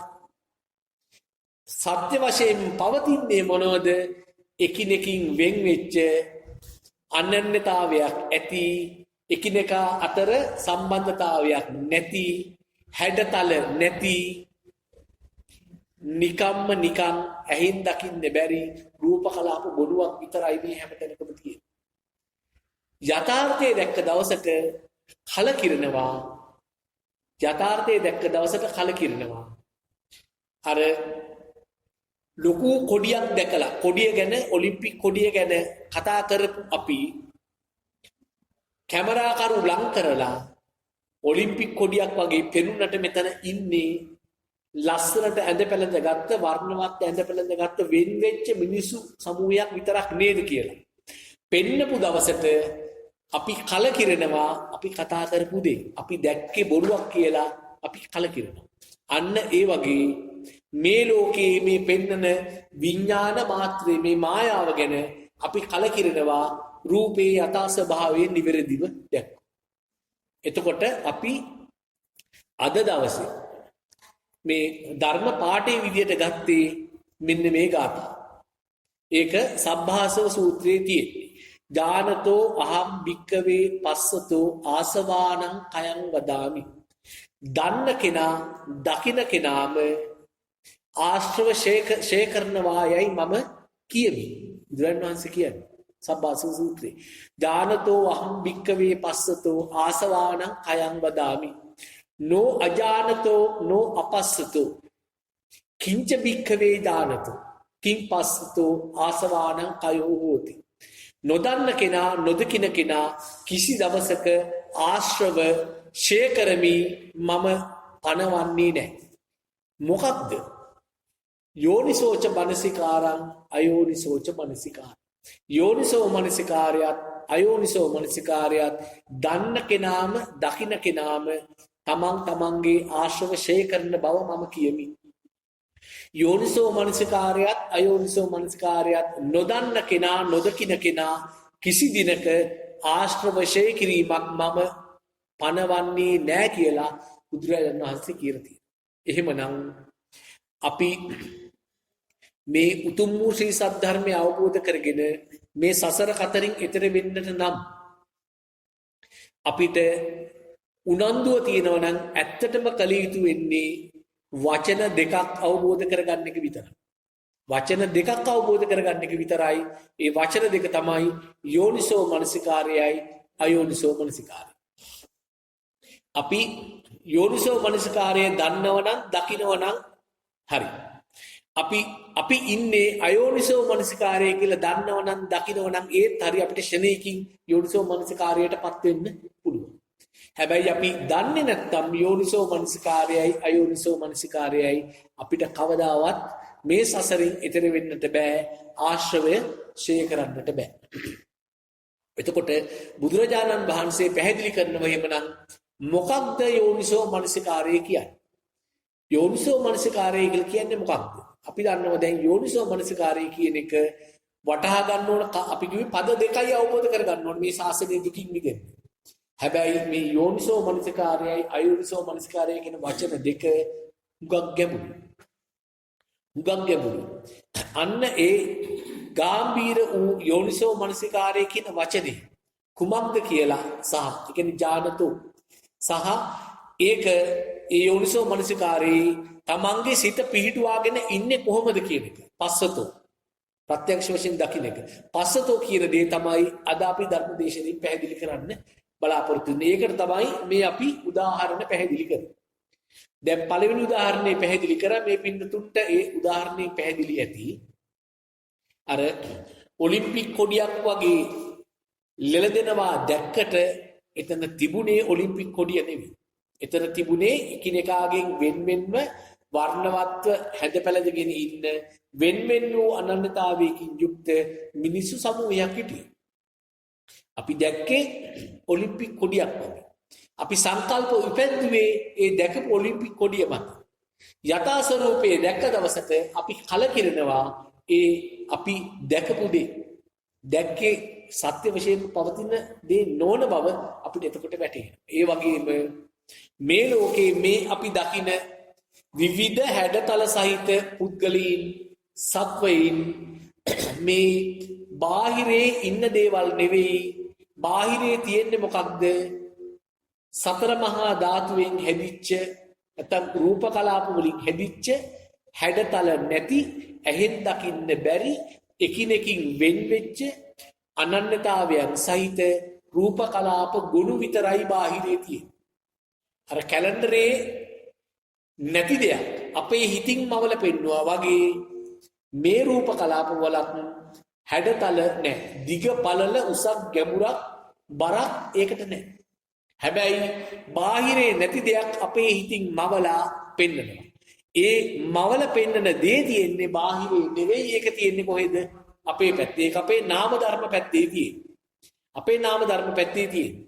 අපි නමුත් හිතනවා අපේ අවිද්‍යාව නිසා මේ දකින්න දේවල් බාහිරේ තියෙන දෙයක් කියලා අපේ හිතේ තියෙන හිතේ හටගත්ත නාම ධර්ම බාහිරේ තියෙන අර ඇහැට පේන්නේ නැති රූප මිටිය මත පතිත කරාට පස්සේ අපිට බාහිරේ සතෙක් පුද්ගලයෙක් දකින්නට ලැබෙනවා. එහෙම නැත්නම් බාහිරේ සත්‍ය පුද්ගලයෝ නැහැ. බාහිරේ තියෙන්නේ නිකම්ම නිකන් ඇහැට පේන්නේ නැති හැඩතල නැති රූප කලාප විතරයි. ඇහැට එන්නේ රූප කලාප වලින් උපාදාය රූපේ වන වර්ණ සටහන විතරයි. ආ ගමන්ම මොකද වෙන්නේ? ආ ගමන්ම අපිට දැකීමක් හටගන්නවා. දැකීමක් හටගත්ත ගමන්ම වේදනා කියන එක දැකීමක් හටගත්ත ගමන්ම දකින්නේ මොකක්ද කියලා හඳුනා ගන්නවා සංඥාව.